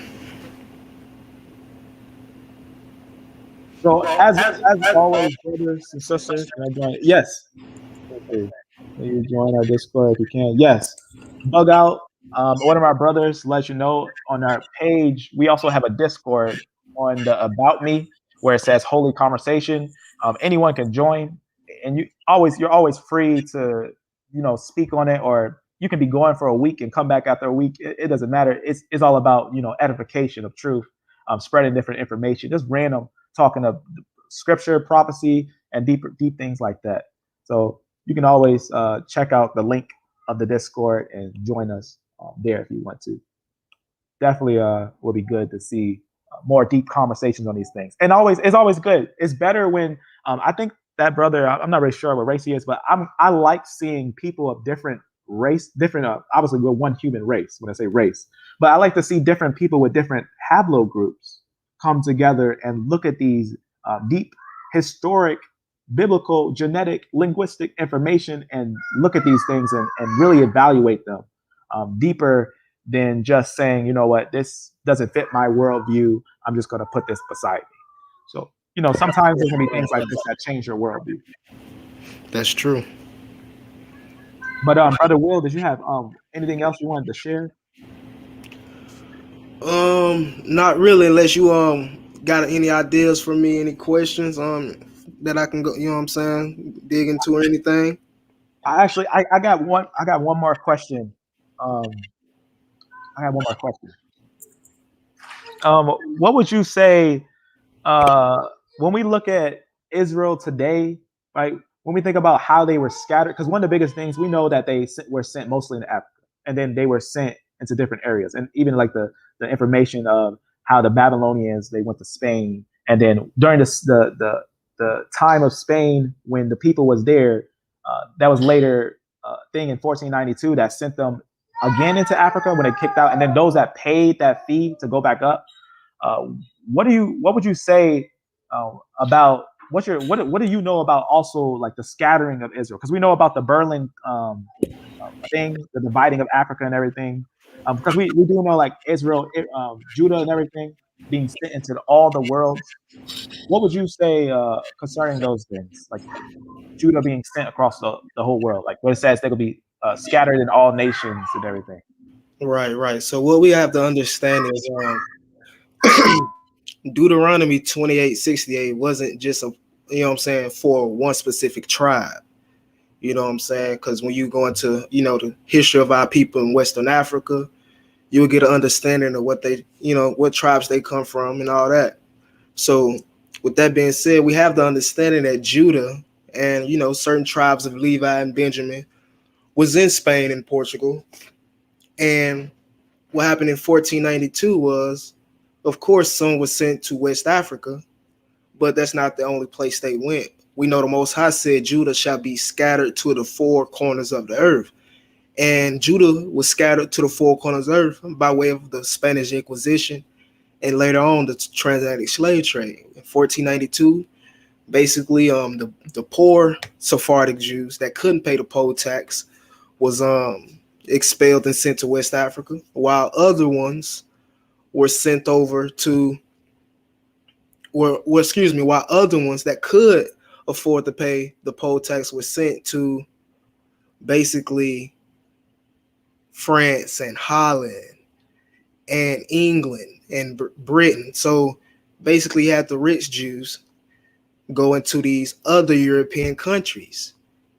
And you also had some come over to the Caribbean islands, to Jamaica, and to the United States. And I also brought that out before in one of my videos, if I can show it real quick, just going into some of these, or an example of how the Sephardic Jews came over here. Well, the ones that could afford to pay the poll tax that didn't get sent to Africa. Yeah. How they came over here and they were settling in Charleston, and how they were black. And I'm going to show you one example of that. It's this lady. If I can find what video it was. And while he's looking for that, I want to just make a quick statement. I hear this often that people say, oh, the Jews are mixed. There's no reason to look for them. Everyone's mixed. Everyone in the world is mixed. So it doesn't matter. In fact, if you look at the Y chromosome, no one's mixed. Every single person, any male who's a male, if you trace their Y chromosome, it will link directly straight. Directly straight. We're not talking autosomal. Autosomal tests are actually going to be tests where you get knots. A Y chromosome test is going to lead you right straight down to the original male unmixed. It's important to understand that. It's unchanged, the Y chromosome from male to father to son to father to son. It doesn't change. Now, there's a difference when we talk mixes with the female and things like that, but your Y chromosome is going to stay the same. It's never going to change. So that's actually how you realize if you're Israel, by your Y chromosome. Now, a female can also find that out too. She just got to get a Y chromosome test by her father or her brother or someone, a male that's related to her. And that's how you actually find that you're Israel. The female test, the mtDNA test, is a little more complex because the L's, you can have L's 0 to what have you. And the L's are more complex because L's are also mixed in with Hamites. And now it's also important to understand this. The female line in Israel doesn't matter. It does not matter. The reason why is because the female line in Israel is going to be blessed by the Lord, by the male's line, And we know that because how it is throughout the whole thing. Now, the reason why certain ones wasn't allowed to mix with certain cultures, because they'll also get their idols with them, that would mingle with them. But remember, we obviously got multiple examples of different types of females in Israel, right? Hamite females, mostly Hamite, Shemite females, different Hamite, Shemites, right? Moab, they say Moab Ruth, but like we did a video, we don't know if maybe they're not actually mixed with Moabites, but we do know that it's possible that Solomon may have had a son with an Ammonite. So it's definitely possible with the female line, but through the male's lineage, the Y chromosome is unbroken. You can look that up when you look up information on the Y chromosome, how it's unbroken from male to male to male to male. So a lot of times when people say they're mixed, people are mixed, so there's no point in finding them. That's just not even understanding real genetics. So I just wanted to throw that out there before we look at this. This information that you're going to see right here, you're going to see that a lot of people actually realize that the real Sephardic Jews, what they look like. So this is really interesting information going to show you right here. I can already tell. And right, and before I even go into it, I just want to repeat, Judah was scattered to the four corners of the earth. After the Inquisition, they were sent to West Africa. They went into all those European countries. They came over here to the New World, into the Caribbeans, into the Jamaican islands. All right, so that's just one example of how they were scattered to the four corners of the earth just by the Inquisition itself, with them later being scattered once more, right, in Africa with the other Israelites that was there for thousands of years or hundreds of years, whatever it was. But I'm finna go ahead and play this video, and then I'm gonna show you somebody else.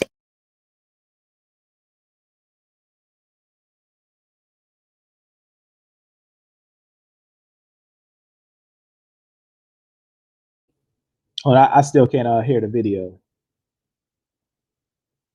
Can you hear that? Nope. Maybe I gotta turn my mic on. Can you tell us a little bit about the Sephardic Jews and how they were scattered because they went west? I sure can. Because the reason why I want to is because restart that. Know this. Sure can. And how they were. Can you tell us a little bit about the Sephardic Jews and how they were scattered because they went west? I sure can. Because the reason why I want to is because a lot of people don't know this, are in the Caribbean. They are in the islands. And you're one of them. I know that. And he's one of them. Y'all seeing what's going on? And he's one of them. This Negro. Ain't that what they call us? This Negro is one of them. I hope y'all catching this. This individual right here, right, the European one, he actually is saying, whether he's European or not, you understand what I'm saying. This individual right here on this side is actually letting us know that that darker individual is actually a Sephardic Jew. That's what this individual is telling us. And he's saying this while being documented. It's being documented that he's telling this individual that he is a Sephardic Jew, a Spanish Jew that came from Spain. Facts. I know that because a lot of folk don't know that those roots of them were the first batches of slaves that came to Jamaica. They were the Sephardic Jews. One of the first batches of slaves that came to Jamaica were the Sephardic Jews. All right, like he just said. Now, if you take a look in the book, what is the book title?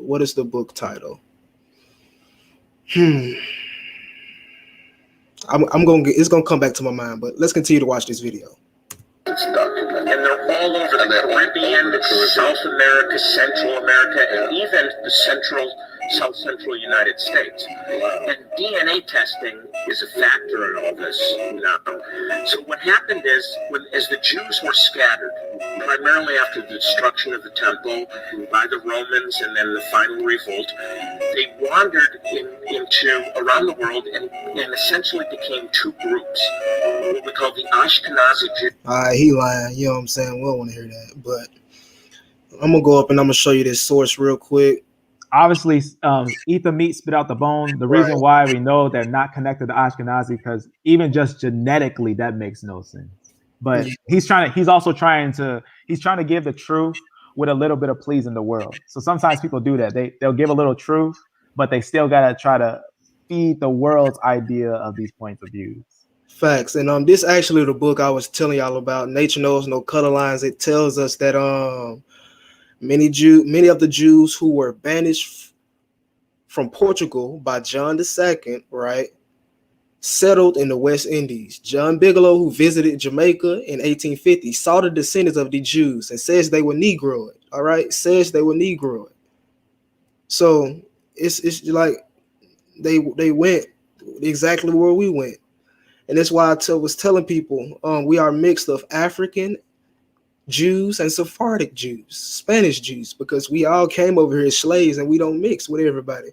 But earliest settlers. This is coming from the Jews of South Carolina. All right. The history of the Jews in South Carolina, it tells us the earliest settlers, as far as our present information goes, were the families of Cohen and Myers. All right. And these are settlers. These aren't slaves. All right. So these are the free Negroes, or these are the rich Jews that could afford to pay the tax to not get sent to West Africa, who was running from the Inquisition. Yeah. So this is a descendant of one of those first settlers named Cohen. Let's see what she got to say. Cohen.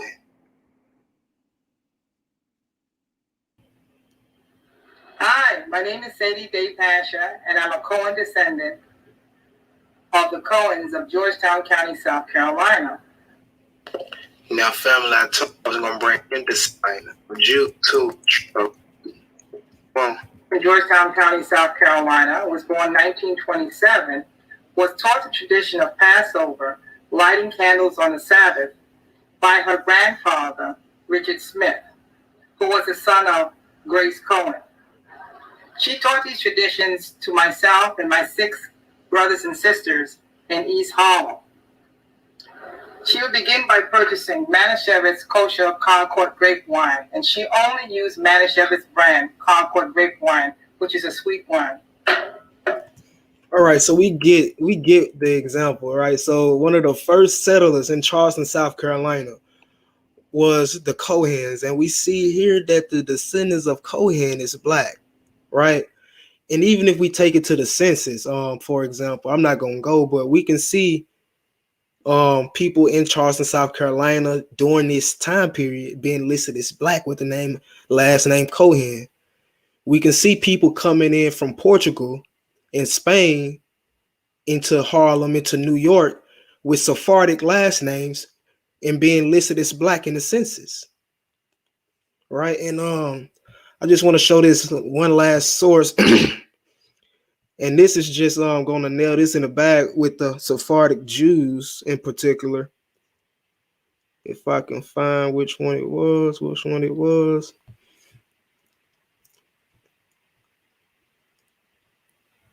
All right. because a lot of people, they like to see these things matched up with faces, and we're gonna match it up with another face right here concerning the Sephardic Jews in America.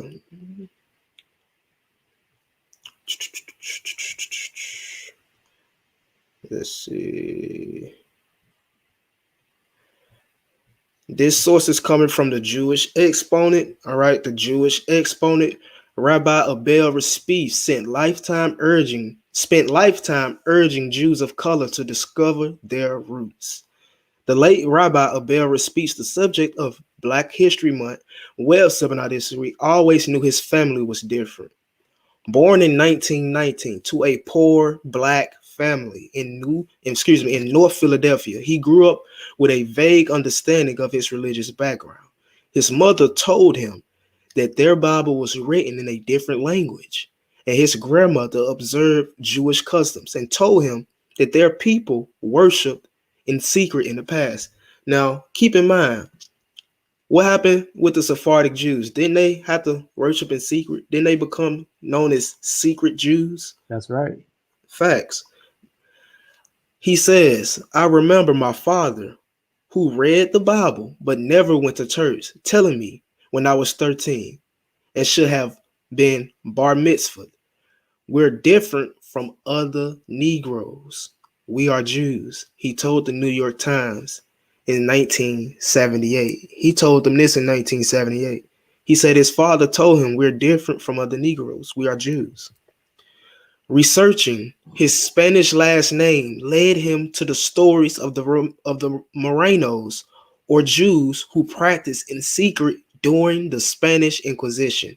His studies indicate he was descended from Morenos, also known as Crypto Jews, who fled persecution and may have resettled in North and West Africa. Respite dedicated himself to intensive study, became a rabbi, and founded Adat Bet Moshe, a largely African-American congregation that began in North Philadelphia and later moved to Elwood, New Jersey. He felt that if this was a possibility for his family as a person of color in the United States, then maybe there were other families who sort of lost their way and were crypto Jews because of circumstances such as the slave trade. This is why history is one of those things that when you look at, you're going to see some very deep information. Speaking of very deep information, I want to hit this with one more very deep historical quote. Yep, that's exactly the Arab slave trade. I want to show you a really deep historical quote. I'm gonna switch it real fast. I'm gonna show something here. So there's a very rare, a very deep historical quote that you can actually find from a site with rabbis and everything. And I'm going to show you this very interesting quote. I just want you to know that all the scholars agree that this person named Parik the Rabbi Eliezer is a work from the 8th and 9th century. So I'm going to show you something from the 8th and 9th century that I'm just going to show you that this is something that people use, this type of source. I can show you that. Layer upon layer upon layer of commentary and conversation. The ability to wrestle with them. These texts are the source of Jewish peoplehood, of Jewish culture, of Jewish law, of Jewish values. What you have is this just flowering and flowering and flowering of human investment in the. So what I'm going to show you is you can look this source up. You can look this up. You can look this thing up. All these things are used for studying some of the classic Jewish manuals and different things like that. You can look this up. I'm going to show you.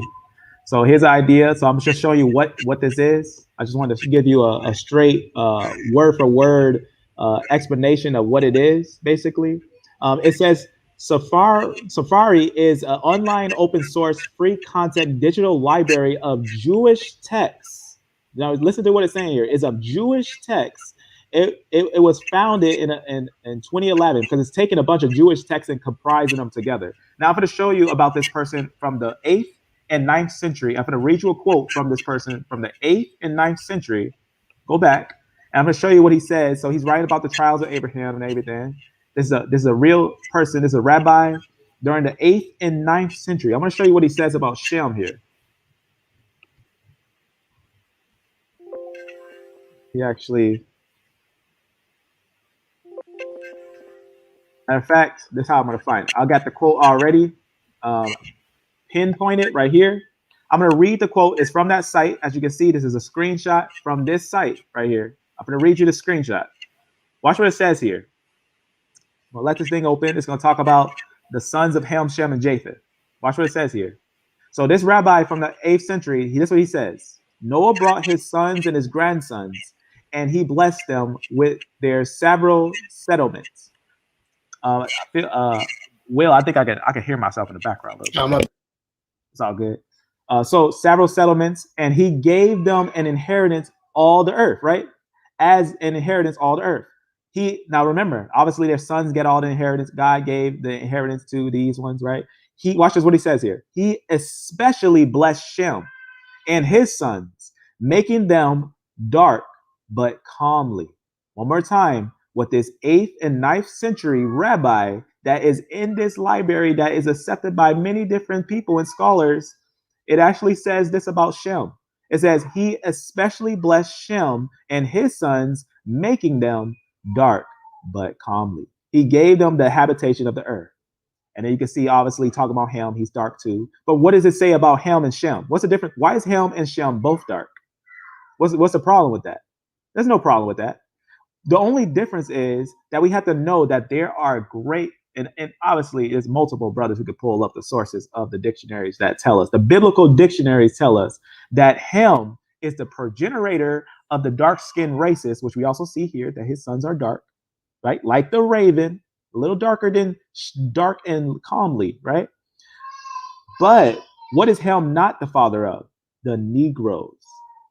Ham is not the father of the Negroes. You can find this in multiple different biblical dictionaries that tell you Ham is the progenitor of the dark-skinned races, but not Shem, not the Negroes, who was called in the 8th and 9th century dark but calm. So take these things into consideration, that there are many, many different types of historical quotes that verify these things.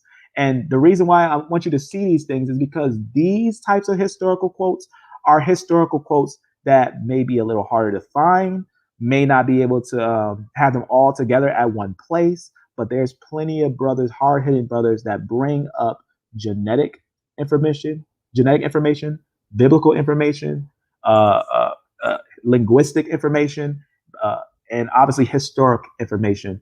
And all these things, when you take them into consideration, are evidences of many statements and many different things that are going on that were hidden from our generation because of the prejudice that was going on in a time of the past before. But these are evidences that we're bringing forth to you all at once, at one time.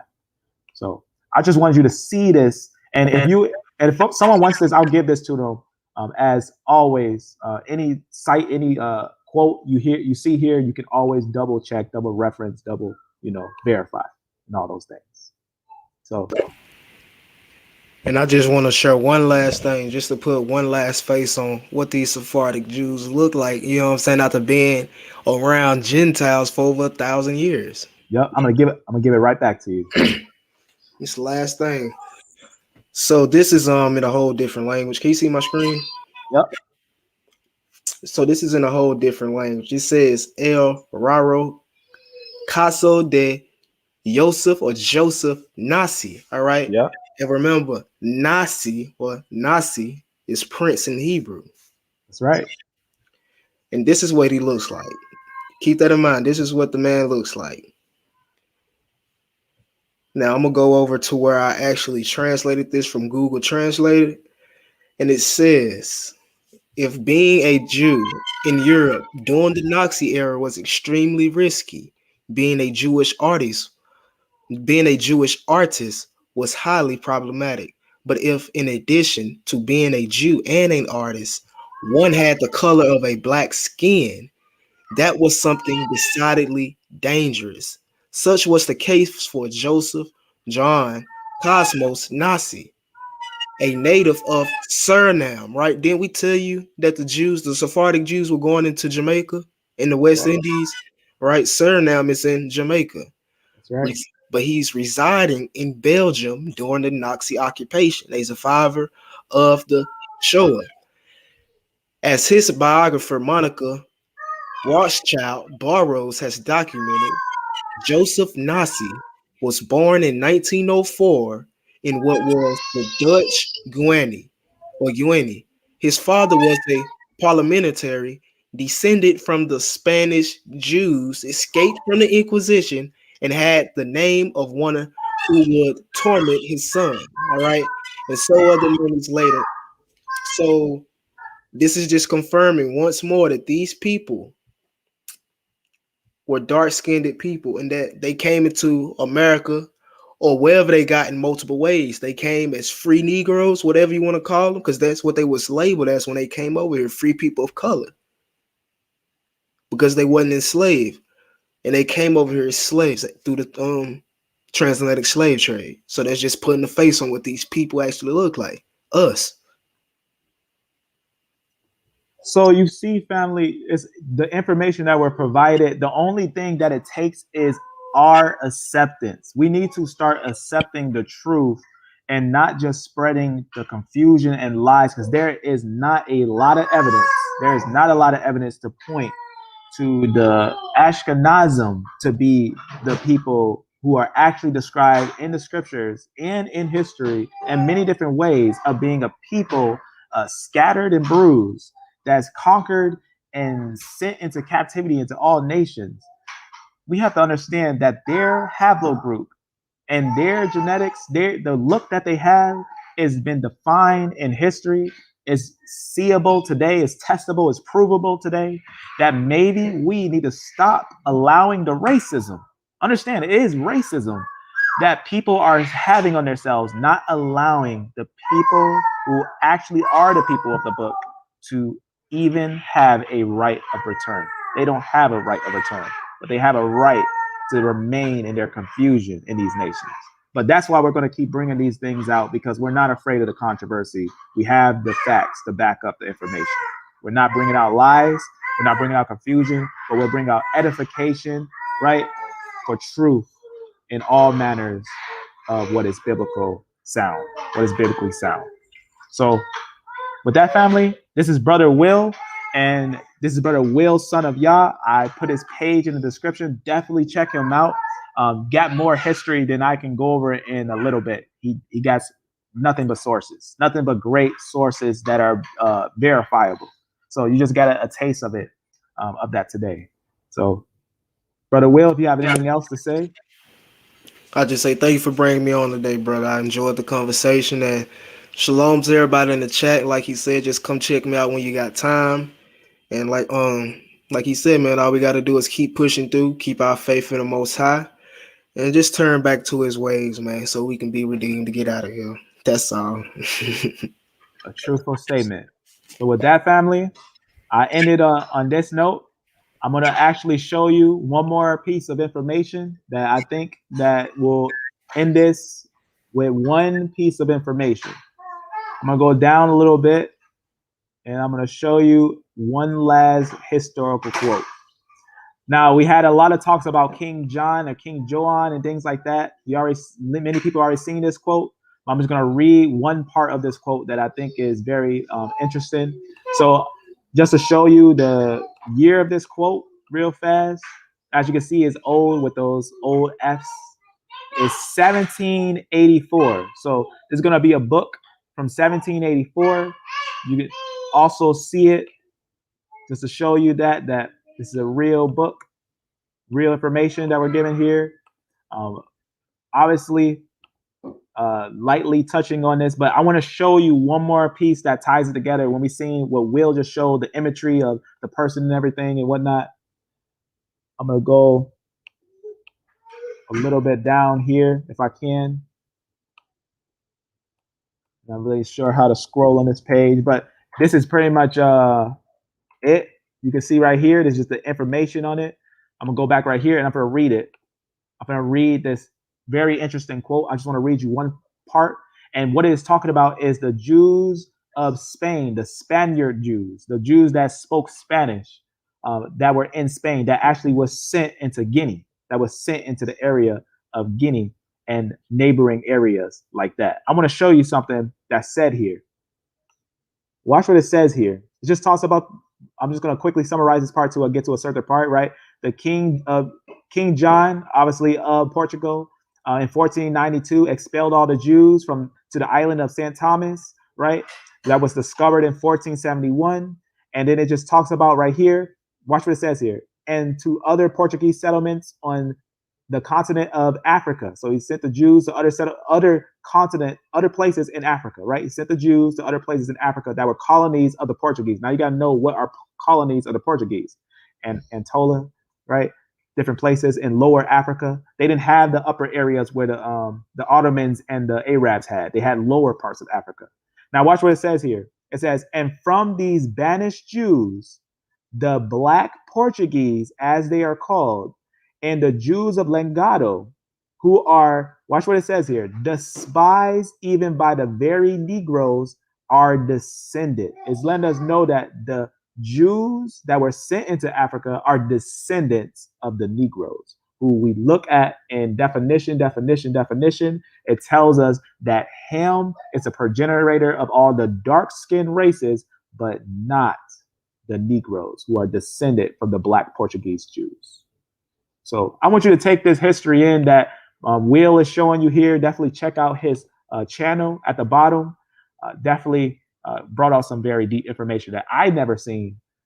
Definitely was worth having this holy conversation. I hope to see him again. Will definitely brought out some fire today. Some fire to refine the truth. All praise to the Most High, man. All praise to the Most High. All praises. So one last thing, if you got anything to say, Will, I'm gonna close it from here. Well, no, brother, we about touched on a lot. We keep going all day, but you know, it's a true statement. Yeah, He's saying he's on the truth. Yeah. But with that family, as you see, there is a lot of evidence and there's a strong defense that Israel was sent into lower nations and they did have darker skin. And family, and what you saw today is just not even touching it. It's not even touching the surface. You know what I'm saying? Tip of the iceberg. The tip of the iceberg. We just told you about these things. We didn't go deep into the actual history of these events. But shalom to everybody, and everybody enjoy the rest of their day. Shalom, shalom. And with that, family, be blessed, be beloved, and amen.